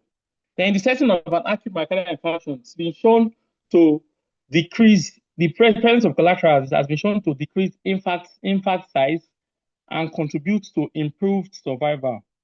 Then in patients with stable coronary artery disease, those with well-developed collateral circulation have a significantly lower rate of ischemic events. So we'll go back to the questions. So question 22. Hey, which statement regarding coronary collateral circulation is false? A. So we are looking for the first option. A. Pre-existing collateral vessels open immediately after coronary occlusion. That option is true. I mentioned earlier, pre-existing collateral vessel usually opens up following presence of a coronary artery occlusion. Option B. Increased blood flow through pre-existing collateral vessels triggers a maturation process that produces a vessel which is nearly indistinguishable structurally from a normal coronary arteries. I mentioned that earlier that they are almost indistinguishable. They have even the same layers with normal coronary vessels. So option B is also true. Then option C, exercise does not increase coronary collateral circulation formation. I mentioned that earlier that exercise can just cause conditioning of the vessel, but it does not actually cause an increase in coronary collateral circulation formation. So option C is true. Option D, collateral vessels can provide nearly as much blood flow as the native coronary circulation. We mentioned earlier that collateral vessels can provide even less than 50% of the native collateral circulation. So option D is the correct answer. Option E, say in the setting of an acute myocardial infarction, the presence of pre-existing collateral vessels decreases infarct size and improves survival. It improves, yes, option E is true because in the presence of acute myocardial infarction, the presence of pre-existing collateral vessels improves perfusion and thereby reduce infarct size and improve survival. So question 223. A 72-year-old woman is evaluated for intermittent exercise chest discomfort. During stress testing, she had an exercise capacity of 8 metabolic equivalents, and nuclear imaging demonstrated moderate ischemia in the lateral wall. Coronary angiography showed 80% proximal stenosis of a large first obtuse marginal branch. Left ventricular ejection fraction was normal. Her chest symptom is less frequent after starting metoprolol, aspirin, and statin therapies. Her heart rate is 76 beats per minute. Blood pressure 130/80 meters of mercury.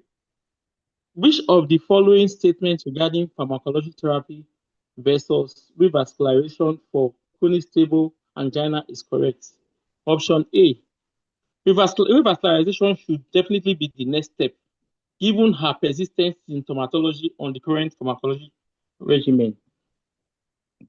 Option B. So we're looking for the correct option. Option B. Percutaneous coronary intervention is superior to pharmacology therapy alone in reducing cardiovascular mortality in patients with chronic stable angina. Option C. In the ischemia trial, patients with chronic coronary artery disease who underwent revascularization had improvement in angina symptoms compared with those who received pharmacology therapy alone. And option D. Results from the COURAGE and ischemia trials apply equally to patients with significant left main artery stenosis as those with high-grade single vessel disease. This question tests our knowledge on the benefits of all the benefits of either PCI or optimal pharmacology therapy in patients with acute coronary syndrome. So I'll just give a small background talk on that will lead us to the answers. Several trials have compared pharmacology therapy to percutaneous coronary intervention for patients with chronic stable angina. In most of these cases, PCI has resulted in greater symptomatic relief as measured by severity of angina and the need for angina medications and improved quality of life. However, with respect to major cardiac events, the two strategies have not clearly differed. So they're trying to say from here, they're trying to say for patients that had PCI and those that were placed on optimal pharmacology therapy, that in symptomatically, for symptomatology, the patients with PCI tends to have much improvement in symptoms. We're talking about patients with chronic stable angina now, not acute coronary syndrome that I mentioned earlier. So for patients that have PCI and those with optimal therapy, the several trials that have been done that compared both has shown that those with PCI usually have improvement in their symptoms more compared to those with optimal medical therapy. However, for the morbidity and mortality, it's thought that those optimal medical therapy tends to have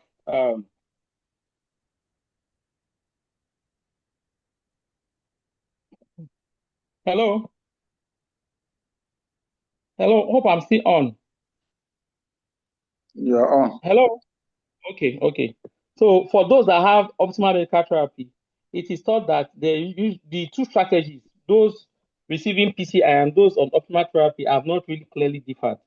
Then in the COURAGE trial, in about 2,207 patients with moderately severe chronic angina were randomized to those receiving PCI with optimal medical therapy, like aspirin, lipid lowering agent with target at reducing LDL to between 60 and 85 milligrams per dl, and ACE inhibitors, while the other groups are randomized to just taking optimal medical therapy alone. Then for the PCI, bare metal stents were used for the patients in the PCI group. In the PCI group, after about 4.5 years of follow-up, there was no reduction in death or myocardial infarction in patients randomized to the PCI compared with medical therapy. Why the ischemia trial, the ischemia trial randomized about 5,179 patients with cerebral coronary artery disease and stress testing, indicating at least moderate ischemia to a strategy of revascularization versus optimal therapy alone. The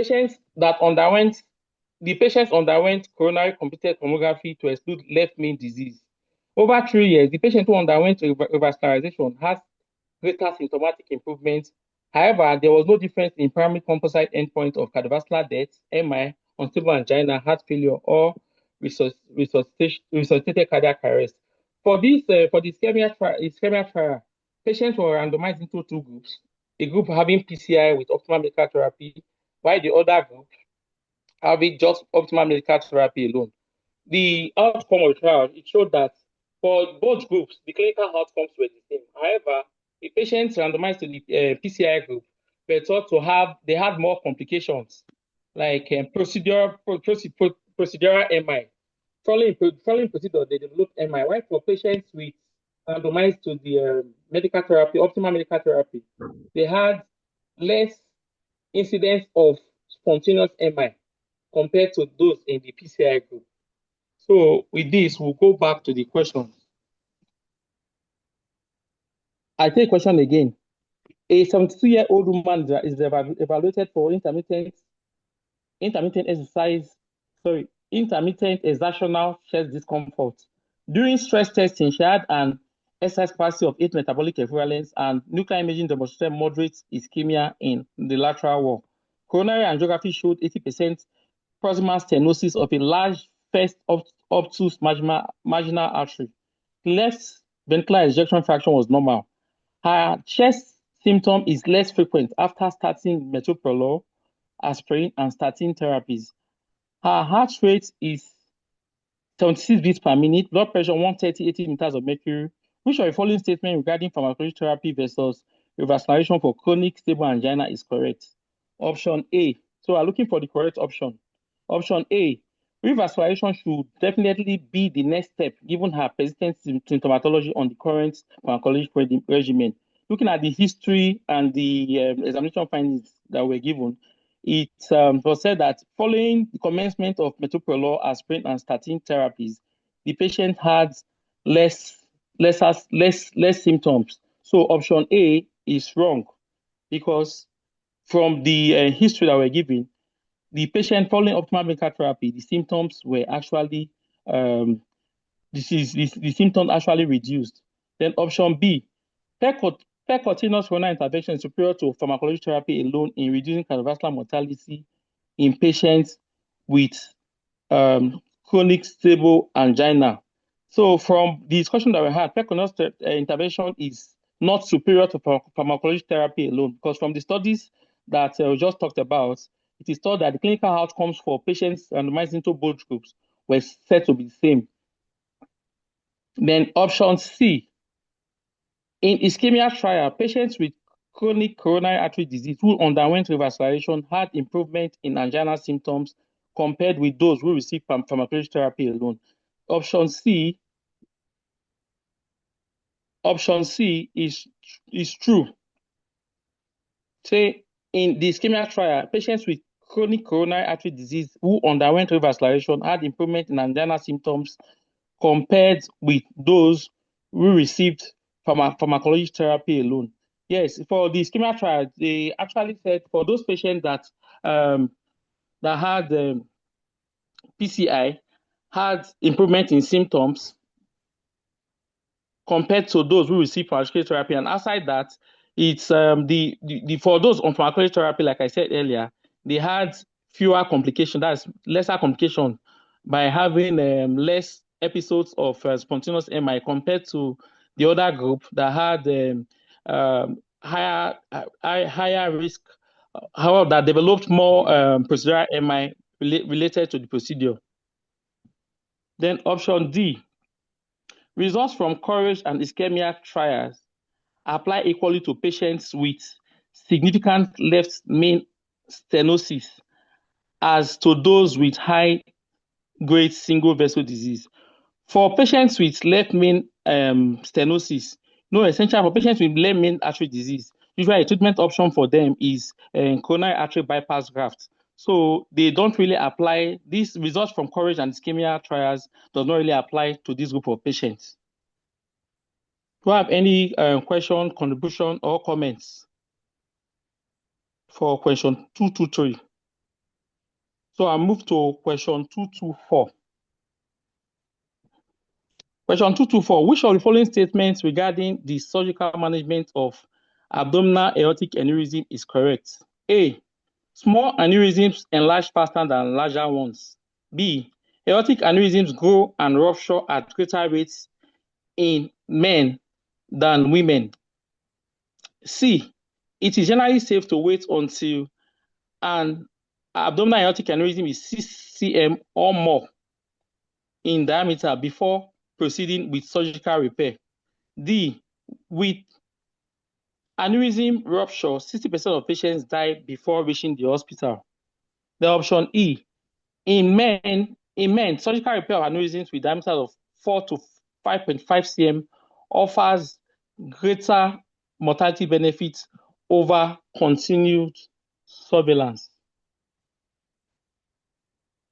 So aneurysms essentially are defined as a focal dilatation comprising all three layers of an artery with at least a 50% increase over the normal diameter of the vessel. Abdominal aortic aneurysms are relatively common and they are potentially life-threatening. Thus, enlargement of diameter of the abdominal aorta to 3 cm or more satisfies the definition that I just stated above. Abdominal aortic aneurysm usually results from degeneration in the middle of the arterial wall, leading to a slow and continuous dilatation of the lumen of the vessel. Causes of aortic aneurysm can range from trauma, from infection like patients with syphilis, mycotic infections, systemic hypertension, patients with connective tissue disease like Marfan syndrome, Ehlers-Danlos syndrome, the patient with vasculitis like Takayasu arteritis, SLE, rheumatoid arthritis, Behçet's, and Behçet's is an anatomic disruption. Age is thought to be the most significant risk factor for development of abdominal aortic aneurysm, and smoking appears to be the modifiable risk factor, which is most strongly associated with abdominal aortic aneurysm. In addition to increasing age and male sex, other risk factors include patient height, increased body mass index generally. When the weight is increased, height is increased, increased body surface area, peripheral vascular diseases, coronary artery disease, and cerebrovascular accidents. The signs and symptoms of abdominal aortic aneurysm ranges from sudden severe and constant low back pain, or pains in the flank or abdomen or groin. Then sometimes a pulsation in the abdomen may be reported. If there is a dissection or rupture of the vessel, patient can present with pain. However, presentation with pain is less prominent in cases where there is no rupture. Most clinically significant abdominal aortic aneurysm are usually palpable upon routine physical examination. The dilation can be fusiform or circular. Patients with a ruptured abdominal aortic aneurysm may present infant shock due to bleeding. They might have cyanosis, mottling. They can have altered mental status, tachycardia, and because of the blood loss, they can have hypotension. About 65% of patients with ruptured abdominal aortic aneurysm dies of sudden cardiovascular collapse before arriving at the hospital. Then for the diagnosis, I think CT, computed tomography, is usually preferred over ultrasound scan in making diagnosis of abdominal aortic aneurysm. However, if you do a chest X-ray, you can see widening depending on the location. Okay, for chest test of abdominal aortic aneurysm, what you usually see is calcific deposits on the walls of the vessel. But if you do a CT, the CT can give you an idea of the entire length from rostral, that is from the upper extent to the lower, the superior extent to the inferior extent, and can also tell you the involvement of vessels in the aneurysmal dilatation. The management usually requires either open surgery or endovascular procedures. If you are doing an open surgery, it usually assess the aorta via transperitoneal or retroperitoneal approach. Then endovascular procedure involves gaining access to lumen or abdominal aorta, usually through the femoral vessels. Okay.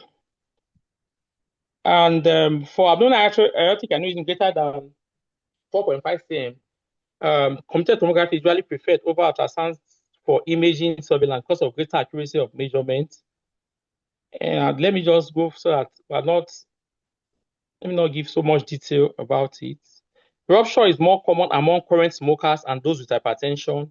Clinical trials are examining the value of immediate repair of aneurysms of between 4 to 5.5 cm in diameter versus serial surveillance with ultrasound or computed tomography.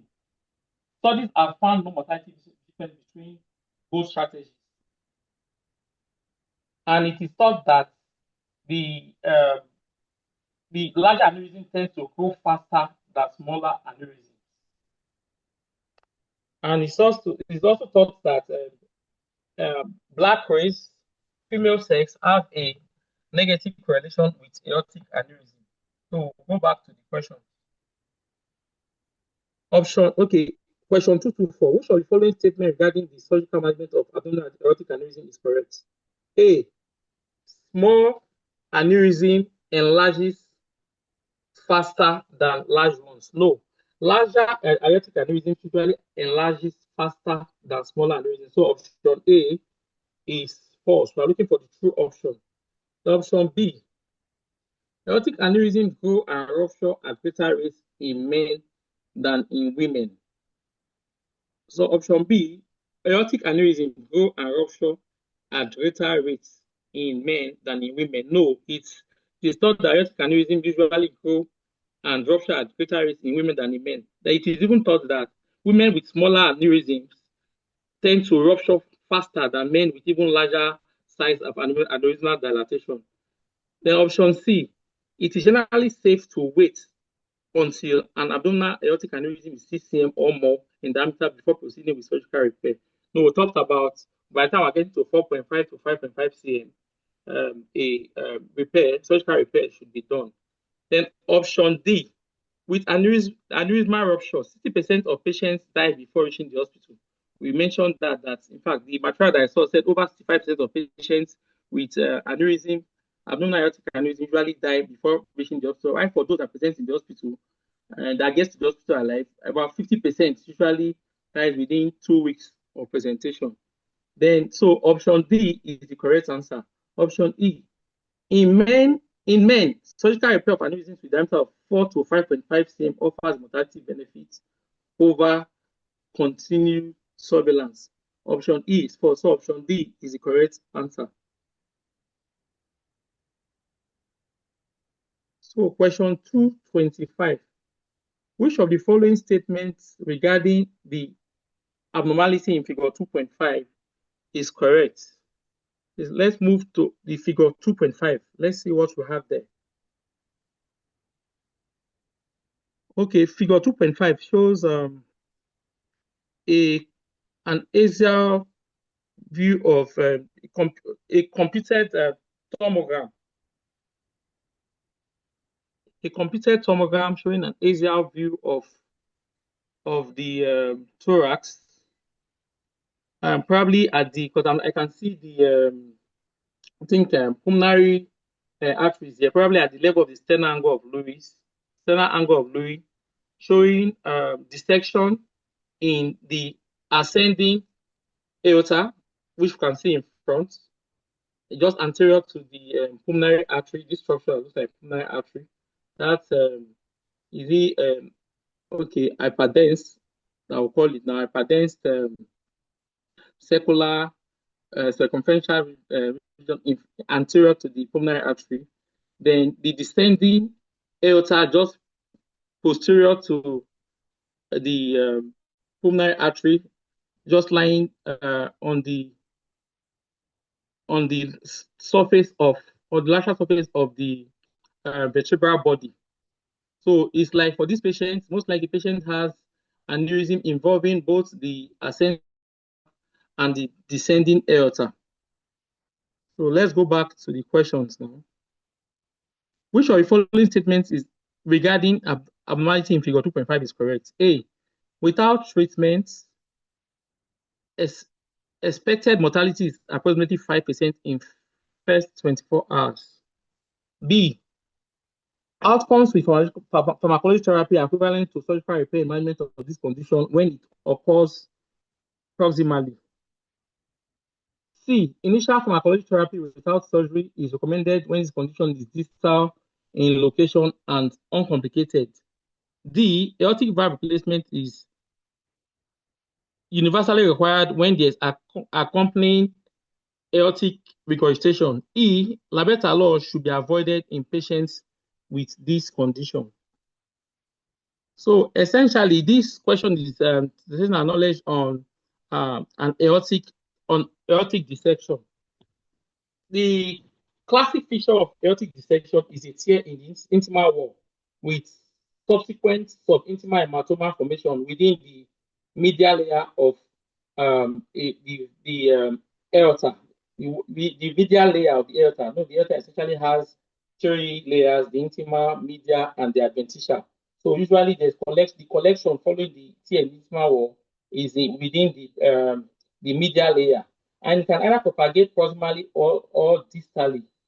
Aortic dissection is a component of the aortic syndromes, which the other component of the syndrome includes intramural hematoma, penetrating arteriosclerotic ulcer. Then the the types now. Okay, based on the classification, based on the duration when it occurs, it can be divided into hyperacute, acute, subacute, and chronic. With hyperacute occurring less than 24 hours, then acute occurring between 48 hours to 7 days, then subacute occurring between 8 days and 30 days. Then when it's greater than 30 days, it's said to be chronic. Then it can also be classified based on the location using the Becky and the Stanford classification.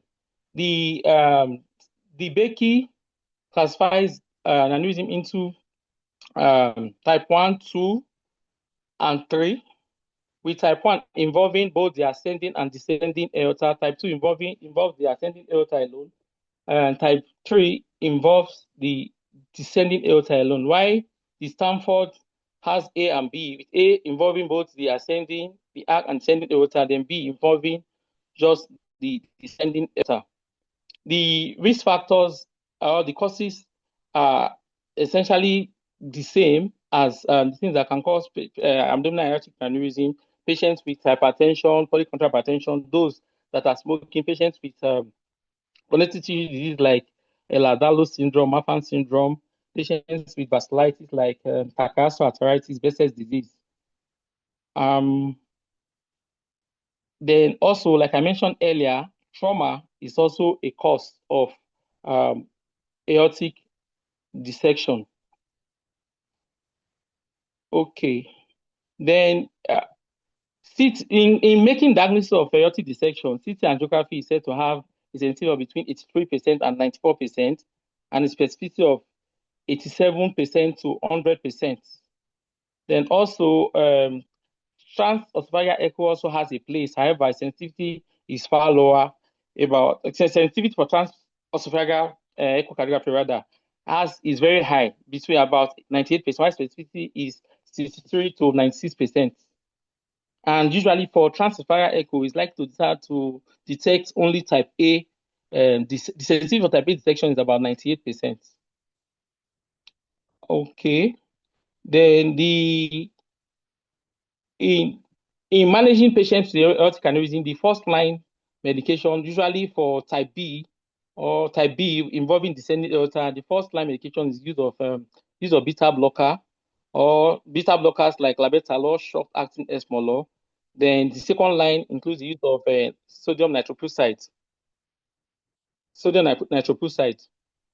Then direct vasodilators are usually contraindicated in this condition. While for the type A aortic dissection involving the ascending aorta, the arc of aorta, surgery is usually indicated. Okay. Then if there is involvement of the aortic root, the patient can present with when you examine patient, you can hear a murmur of aortic regurgitation because there's usually affectation of the aortic valve. So patient is likely to have that decrescendo diastolic murmur. And what else? Okay, I think at this point we'll go back to the question now. Okay, question 225. Which of the following statements regarding the abnormality in figure 2.5 is correct? A. Without treatment, expected mortality is approximately 5% in the first 24 hours. Say mortality is greater than 60% in 24 hours. So option A is false. B. Outcomes with pharmacological therapy are equivalent to surgical repair and management of this condition when it occurs proximally. We said that when it occurs proximally involving the ascending aorta or the arc of aorta, it's surgery that should be done for the patient. There's no place for pharmacological therapy. So option B is false. Then C, the initial. Hello, hope I'm still on. Hello. Yes, you are on. You are on. Go ahead, we can hear you. Okay. So option C, the initial pharmacological therapy without dissection is recommended when condition is the initial pharmacological therapy without surgery is recommended when the condition is distal in location and uncomplicated. So option C is true. Usually when the condition is distal in location and is uncomplicated, patients will benefit from pharmacological therapy. However, for complicated cases, patients will also need surgery. The option D, aortic valve replacement is universally required when there is accompanying aortic regurgitation. I saw a material where they said for a patient that has accompanying aortic regurgitation, it's just compression of the flap against the medial wall can help to reduce, can help in that state. Though I didn't really get so much details about that, but they say in this case, you don't have to do aortic valve replacements. Then option E, labetalol should be avoided in patients with this condition. Option E is false because we said labetalol or beta blockers are first line in management of patients with aortic dissection, with second line being nitroprusside. Then we also said vasodilators are contraindicated in patients with aortic dissection. So this is the last of the questions I'm to take for this session. Thank you.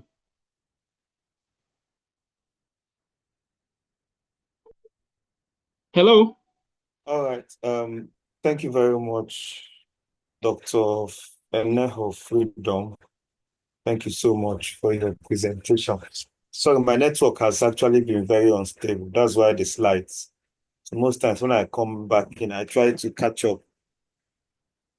Okay. Thank We'll you. go to 226. That's if there are no contributions or comments or questions. We'll go to 226. Dr. Kenneth, you are taking 226 to 230. Dr. Anedi Kenneth, I don't know if he's on the call. Yes, good evening to you. Yeah, good evening. Please go ahead. Okay, good evening, consultants and colleagues. Question 226 says, a 65-year-old man with cirrhosis and chronic stable angina presents to the cardiovascular clinic for evaluation. He describes typical angina, climbing one flight of stairs despite beta blocker and long-acting nitrate therapy. Chief, can you scroll up? I can't see the other part.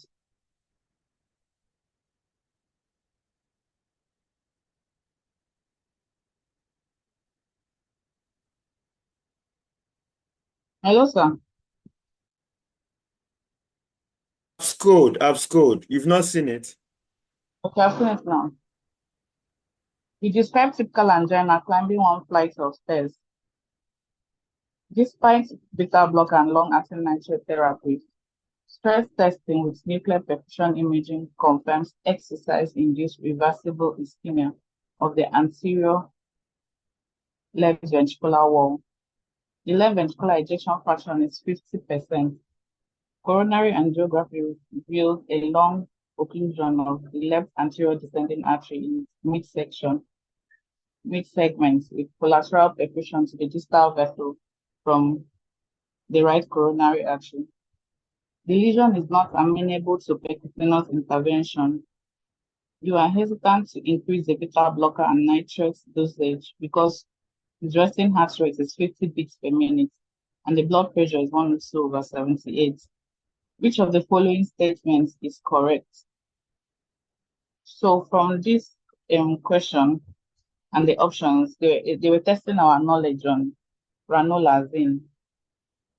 So we know that ranolazine has been approved by the FDA for treatment of chronic stable angina and off-label for the treatment of ventricular tachycardia. It's usually used as adjunct therapy with aspirin and other anti-anginal medication. Its mechanism of action, although it's not fully understood, is said that it inhibits the late phase of inward sodium channel in ischemic myocytes, and thus it will reduce intracellular sodium influx. So when there is low sodium intracellularly, there is no sodium available for the sodium exchange transporter. So that means intracellular calcium will be reduced, and so it will reduce ventricular wall stress, contraction at that ischemic site to reduce ventricular wall stress and reduce oxygen consumption. So it does not affect blood pressure or heart rate. It can also, at high concentration, inhibit inward to expire potassium channel, and so it will cause prolongation of the action potential. So it can cause QT prolongation. Then thirdly, the third mechanism is that it inhibits beta oxidation, generation of ATP through beta oxidation. It rather uses glycolysis for ATP production. Because with beta oxidation, you produce more proton and it can cause reperfusion injury, ischemic injury to the myocardium. So it's like a cytoprotective medication as well. It's a little of its pharmacology that it's absorbed, can be absorbed orally. It's an oral medication, and its peak concentration is reached within 2 to 6 hours. It's steady state achieved within 3 days. It also has very large volume of distribution. Metabolism is in the liver by the cytochrome P450 enzyme, either the CYP3A4 or the 2D6. So inhibitors of this cytochrome P450 enzyme will increase their plasma concentration, and so the dose might need to be adjusted. Drugs like ketoconazole, clarithromycin, verapamil, diltiazyme, fluconazole can inhibit the enzyme, so it's drug adjustment. Dosage adjustments might be needed, whereas the activators like rifampin, carbamazepine might reduce its plasma concentration. So it's also largely protein bound. That means it will be difficult to be dialyzed in cases of toxicity. Its side effects are numerous, and they include dizziness. It can cause constipation, generalized body weakness, CNS manifestation like confusion, etc.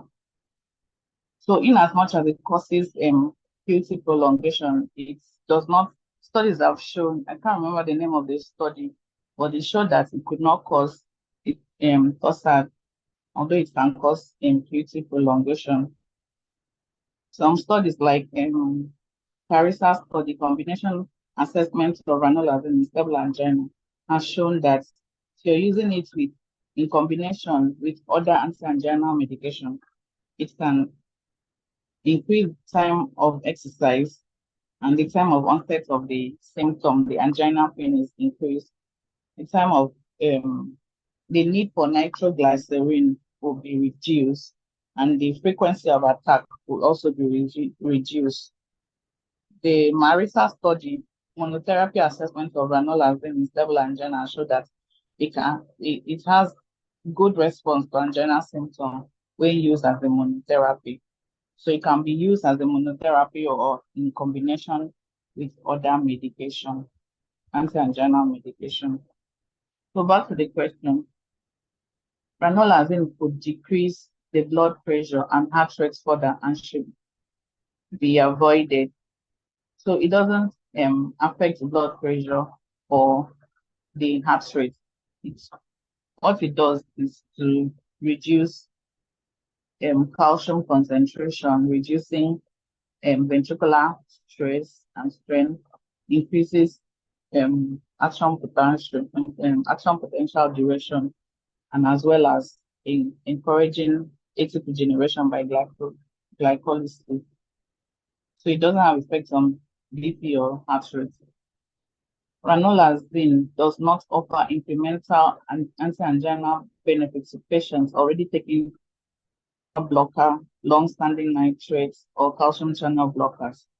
So the Carissa study showed that it has an added effect. So it increases time of exercise and time of onset of the symptom. So it has incremental effects if it is used with other anti-anginal medication. Chief, screw up a little.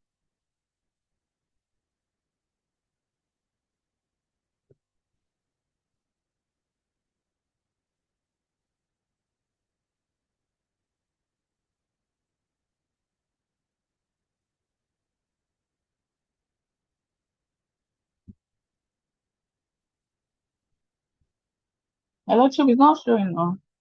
It's not moving.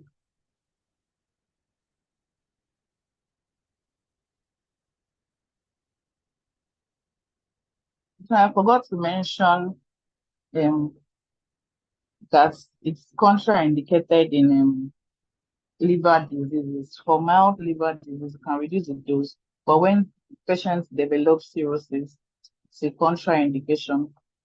The caution should be used when the patient has renal failure. It's contraindicated if the creatinine clearance is less than 30. And remember, it's not dialyzable. So option C says, compared with placebo, ranolazine increases the risk of TOSAD deploying.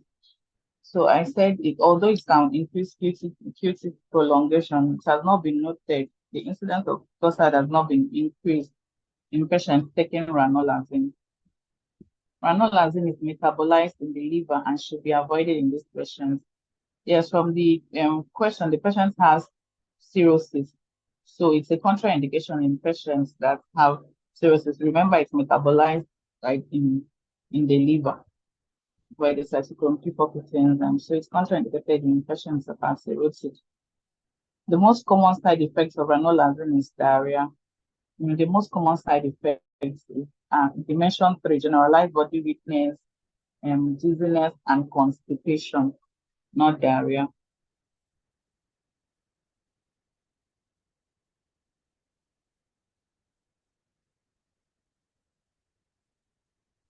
So we go to question 227. Which statement regarding the abnormality labeled A in figure 2.6 is correct? So the picture is that of an abdominal aneurysm, aortic aneurysm. Dr. Freedom has stated some facts about aortic aneurysm. But it's important to remember that the aorta is the largest blood vessel in the body, has two parts, the thoracic and the abdominal aorta. The thoracic aorta has the ascending, the arc, and the descending. So the descending begins after the lateral to the origin of the left subclavian artery. And then when it traverses the diaphragm, it becomes the abdominal aorta. The abdominal aorta itself is divided into two parts, suprarenal and infrarenal. In this picture is more of infrarenal abdominal aortic aneurysm. Remember, the aorta has three layers: the intima, that's comprised of in the epithelial cells and internal elastic lamina. And then the medial that consists of elastic fibers and vascular smooth muscles. They're actually arranged circumferentially, so it gives its round shape. And then the adventitia that contains fibroblasts, collagens, vasa vasorum. The elasticity of the extensibility of the aorta is contributed by the media. And then when this exceeds the ability of the media to absorb this pressure or the stress, it is now transmitted to the adventitia by the help of the collagen. So the tensile strength of the aorta is maintained by the adventitia. For aneurysm, abdominal aneurysm, once it's more than, its aorta itself, it's larger at the onset, at the beginning, that's from the ascending part, then gets smaller as we go down. So anything more than 3 centimeters for the abdomen is regarded as an abdominal aneurysm. So it is commoner in male and the risk factor includes increasing age. The older the patient is, the more risk of developing aortic aneurysm, such that for patients that are 5 years, at least they should be screened for abdominal aneurysm, aortic aneurysm at least once. Then cigarette smoking confers about 7 times increased risk than for especially current smokers than non-smokers. Hypertension, hyperlipidemia is also a risk factor. Family history too. Said if a patient has family history of abdominal aneurysm, about 20% of the time, patients might develop aneurysm. So when there is, as a result of either hemodynamic stress or infection or trauma, whatever it is, will cause influx of inflammatory cells into the wall of the abdomen. These inflammatory cells can release proteinases like matrix metalloprotein and cathepsin that can dissolve elastic fibers, such that when they are exposed to a high hemodynamic stress, they begin to dilate. In clinical findings, they are usually mostly asymptomatic. So you discover them when you're doing screening for other purposes, or you're doing investigation for other things, or you just want to screen to see if you have an abdominal aneurysm, aortic aneurysm. Otherwise, it's usually largely asymptomatic. So if for physical examination, it can be palpated.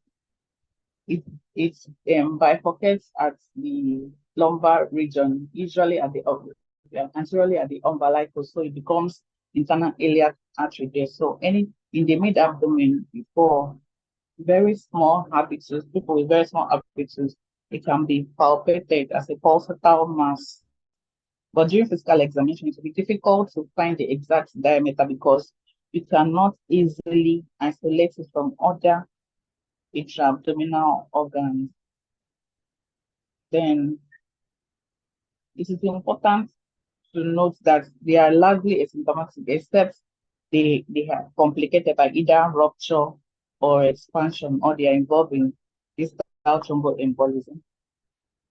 For diagnosis now, you can do ultrasound abdominal ultrasound scan is able to detect aortic abdominal aneurysm, and it's usually the preferred initial screening test because it is less expensive, does not use contrast, and it's not invasive. So, but if you want to know the exact diameter, and then especially for large ones, so that you closely monitor the rate of growth, you would like it to be important a CT angiograph or magnetic resonance angiograph. So those ones delineate the diameter better, especially if the CT is with contrast.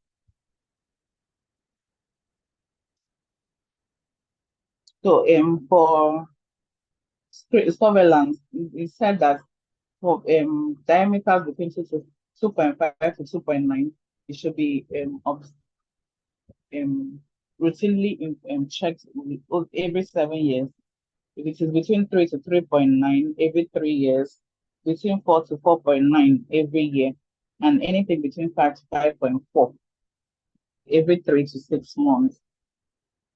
It's important to remember that rupture is more common in female than male, so that at a lower diameter than 5, you need to frequently monitor female more than male. And especially if the rate of growth is more than or equal to 1 centimeter per year. Ideally, it's supposed to grow about 1 millimeter per decade in normal people. So it's important because there was one question we attempted earlier on. I think it was about exercise and abdominal aneurysm. So I saw that for moderate exercise, it's not a contraindication for somebody that has small aortic abdominal aortic aneurysm, especially if the patient is not smoking. But if because they said that moderate exercise helps to reduce the rate of growth of the aneurysm. So we'll go back to the questions so you can attempt them. Option A says the majority are symptomatic. Mostly asymptomatic and just discovered during screening for other purposes. Physical examination tends to underestimate the size. It's rather overestimate the size because it will be difficult to delineate it from other intra-abdominal structure. Imaging by ultrasonography is usually not sufficient to plan surgical repair. Yeah, they're usually not sufficient because it cannot tell the exact diameter and other things. Although magnetic resonance angiography can define the size, it cannot accurately determine the proximal extent of disease. It can proximally, like Dr. Freedom said, you can use it to delineate the whole length of the aorta. So the correct answer is D.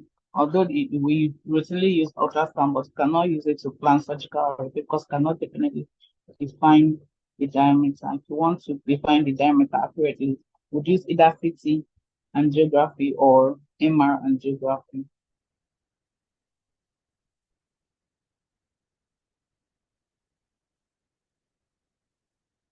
So we'll go to question 228. Chief, please scroll up. I can't see.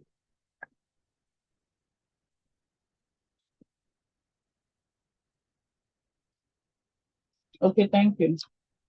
Question 228 says, which of the following statements regarding the use of platelet glycoprotein 2B3A inhibitor in percutaneous coronary intervention procedure is not correct? So it's important to note that glycoprotein 2B3A receptor is in the platelets.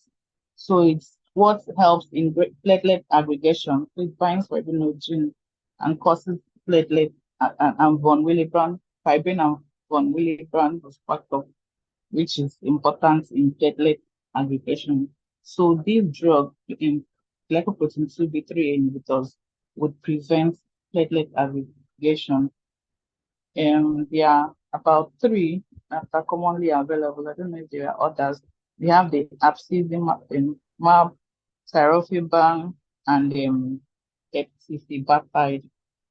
So they are mostly given as intravenous infusion as double bolus, 10 minutes apart, and then maintenance infusion over like 12 hours.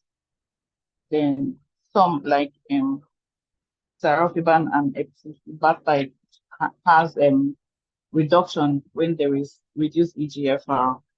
There is a dosage reduction. Abscizumab is non-reversible. It's actually not reversible, unlike others that are reversible. The tirofiban and eptifibatide, they are also dialyzable, whereas abscizumab is not dialyzable. It's usually used in perioperative period during percutaneous coronary intervention to limit reflow or to limit restenosis during the intervention or the risk of recurrent myocardial infarction.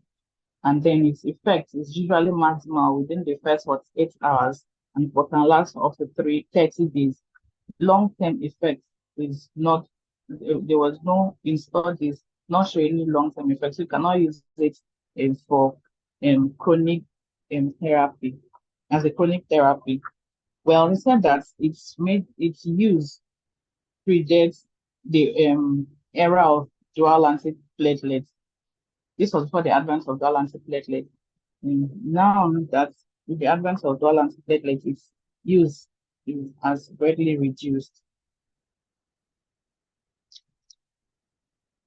So we can now attempt the question.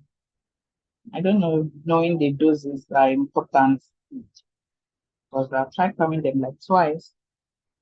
I still cannot remember most of their doses. Just know that one of them is 180 in microgram per kg. Then 10 minutes later, I can give the second bolus. So for option A, glycoprotein 2B3A inhibitors decrease the need for urgent revascularization over the next 30 days.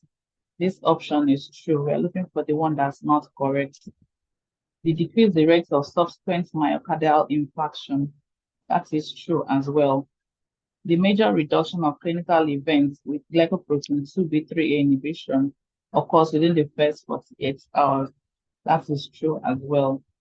For patients with active non-ST segment elevation myocardial infarction, routine early administration at initial encounter improves 30 days mortality rate without a significant increase in bleeding. So the last part makes it not correct, and that makes it the correct option here. So it increases the risk of bleeding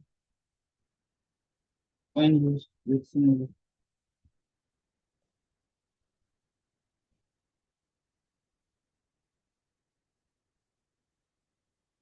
Okay, question 229 says, which of the following statements regarding Prince metal and angina is false? So Prince metal angina, also known as vasospastic angina or variant angina. Prince metal as an eponym from the person that first identified it. Then vasospastic being the major underlying mechanism or pathophysiologic mechanism, and then variant being that it differs from the typical angina symptom, which occurs on exercise relieved by rest, whereas for Prince metal angina, can occur at rest. It typically occurs at midnight and early hours of the morning. It's characterized by chest pain at rest with transient ischemic changes in the ECG, either as ST elevation or ST depression. That is rapidly reversed by the use of nitrate. It has some precipitant of the risk factor for its onset. A person that's exposed to cold, so that it's common in patients with Raynaud's phenomenon.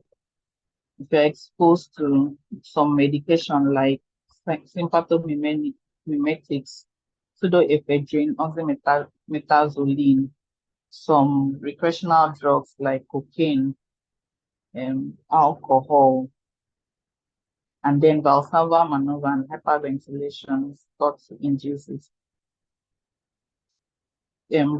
It doesn't have, most of the patients don't have the typical cardiovascular risk factor except for smoking. Smoking is the only typical traditional cardiovascular risk factor that has been implicated. Some studies have shown that it's common in female, and in Japanese population. So pathophysiology is that of increased reactivity of the vessels to vasoconstrictor stimulus, which will cause high-grade stenosis. And then they've also blamed it on epithelial dysfunction. So some studies have also shown that there is increased sympathetic outburst at those sites. It can occur in a normal vessel, but it commonly occurs in vessels that are diseased. They have atherosclerotic plaques.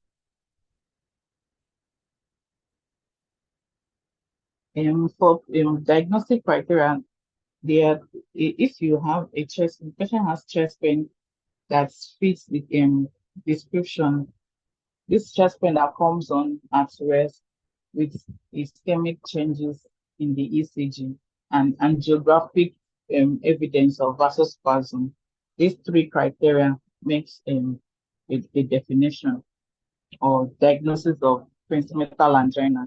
In a situation where we cannot make a diagnosis with this or this criteria, if the patient does not meet this criteria, you can do some provocative tests where you either use acetylcholine, some other drugs injected through the coronary artery into the coronary vessel during angiography, and watch out for the vasospasm.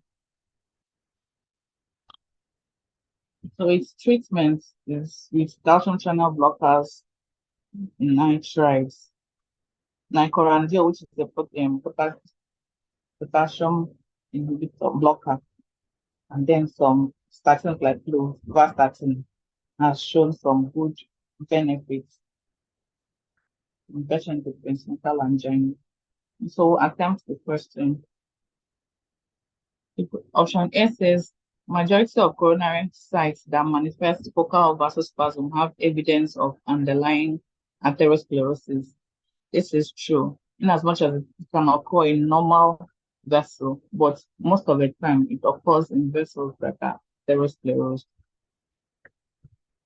It can be precipitated by administration of serotonin reuptake inhibitors. Okay, I forgot to mention this.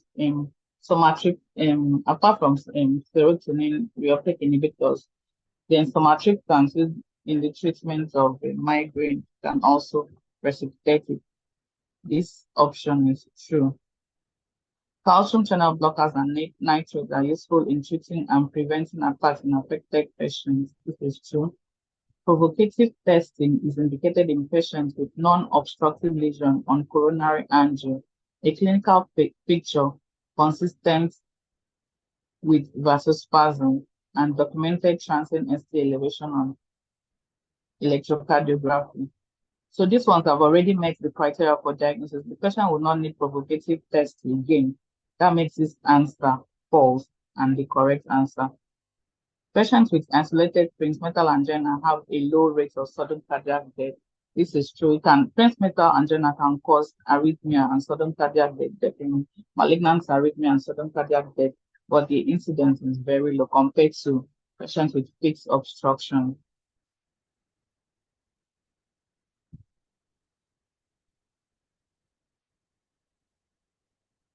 Question 230.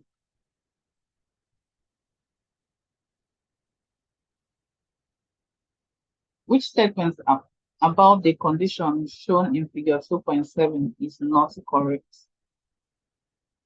So figure 2.7 showed Bluetooth syndrome. This disease is an example, a manifestation of atheroembolism.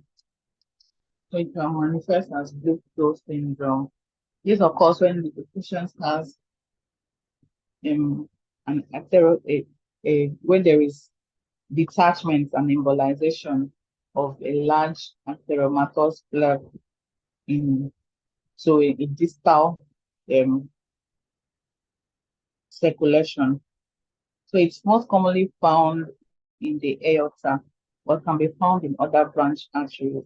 They are composed of fibrin, calcium fragments, cholesterol crystals, and platelets.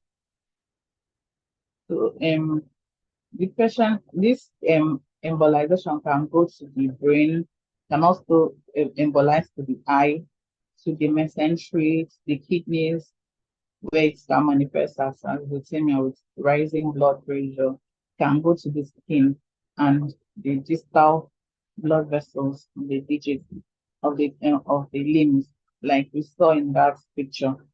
They are characterized by the presence of those bluish discoloration, may also have erythematous violaceous pigmentation.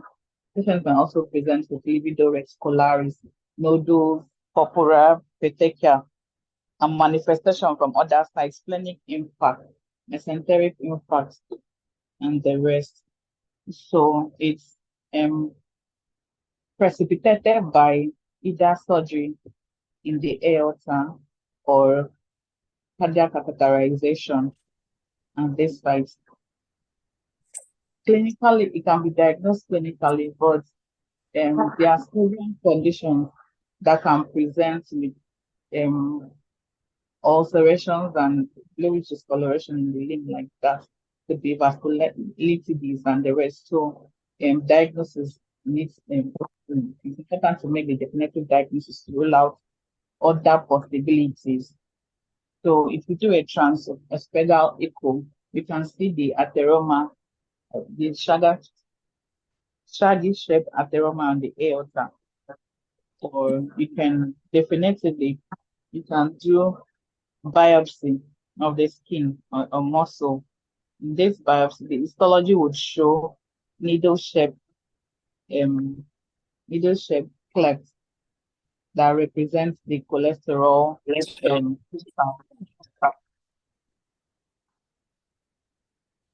That will show the cholesterol crystals.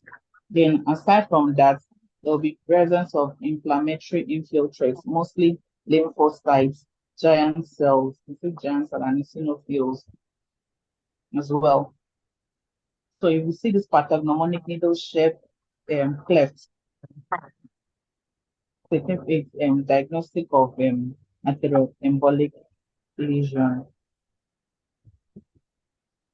Then in full blood count can show anemia, thrombocytopenia, eosinophilia with elevated ESR. Treatment is that of wound care and some lifestyle modifications, cigarette smoke, sensitization, anti-cholesterol medication. The role of antiplatelet and anticoagulant has not been firmly established yet. So we go back to the question. It says the most common cause is surgical manipulation of an atherosclerotic aorta. This is true. Cardiac catheterization may lead to this condition. This is true as well. Angiography is a definitive test to diagnose this condition. This is false.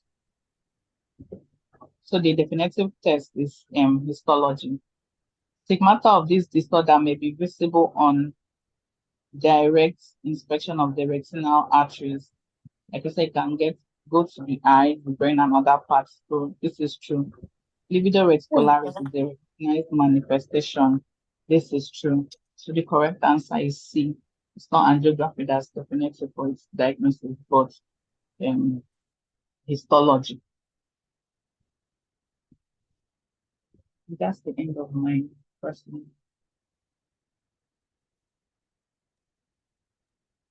All right, thank you so much, Dr. Anyedi, for your excellent presentation.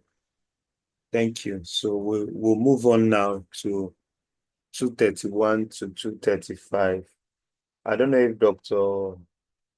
Dr. Ayodeji is here. Dr. Ibitoye Ayodeji. Chief, are you on the call?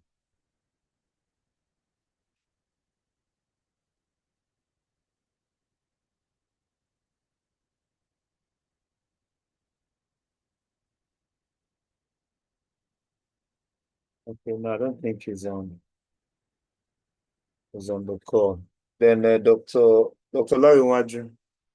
I think Dr. Lariwaju is on the call. Hello, Chief, I'm on the call.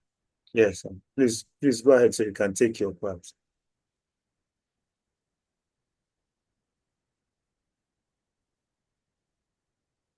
That's 236 to 240. Okay.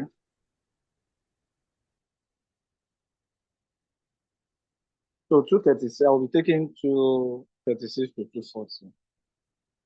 So can you hear me to, okay. For 236, the question goes to us.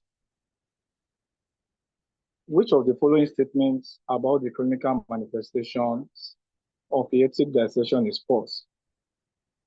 The options are A, men are more frequently affected than women. B, severe pain is most common presenting symptoms. And C, patients with aortic dissection usually present with hypotension. And D, pulse deficits are more common in proximal than in distal aortic dissection. This particular question is still talking about aortic dissection, and much has been said tonight on this particular aspect. So I just want to go directly to attend the question, so I won't waste more of our time. Most of what's supposed to be said has been said already on aortic dissection from two previous presenters. Men have been said to be twice affected than women, and that is a statement of fact. So the question is that which one is false, and A is true. So that A is not the correct answer. For B, severe pain is the most common presenting symptoms for aortic dissection. This also true, as is not false. It's a truth statement. Because about 90% of those who present with aortic dissection present with severe pain. And we know the characteristics of the pain, which is tearing and usually intense. So for C, patients with aortic dissection usually present with hypotension. This is not true, and this will be the correct answer in this regard, because based on what has even been previously presented, depending on the parts of where we have the dissection. So if we have dissection at the proximal part, am I audible? We are hearing you loud and clear. All right, thank you. Can hear you. All right, so depending on where we have dissection will determine if there will be hypotension or hypertension. So hypertension occur, hypotension is usually the initial presentation which is more common whenever patient is having ascending aortic dissection, whereby hypertension is more common when there is descending aortic dissection. In other words, when there is proximal aortic dissection, we have more of hypertension. When it is distal, it is more of hypertension, and that's what also results in the modality of treatment. Because when patient is having the distal part, that's when you think about controlling the blood pressure, ensuring that patient is having antihypertensive, giving the beta blocker. But when patient is having the proximal part, many times patient present with shock, and it can be as a result of cardiac tamponade, can even be as a result of acute aortic regurgitation and the like. So this particular part make this option not to be correct, and that's the correct answer. although we still need to go to the last one and see the option, which is pulse deficits are common in proximal than in distal aortic dissection. This is also a statement of fact that pulse deficit is common in proximal as compared to the distal. So I don't know if I have any clarification or contribution before going to the next question.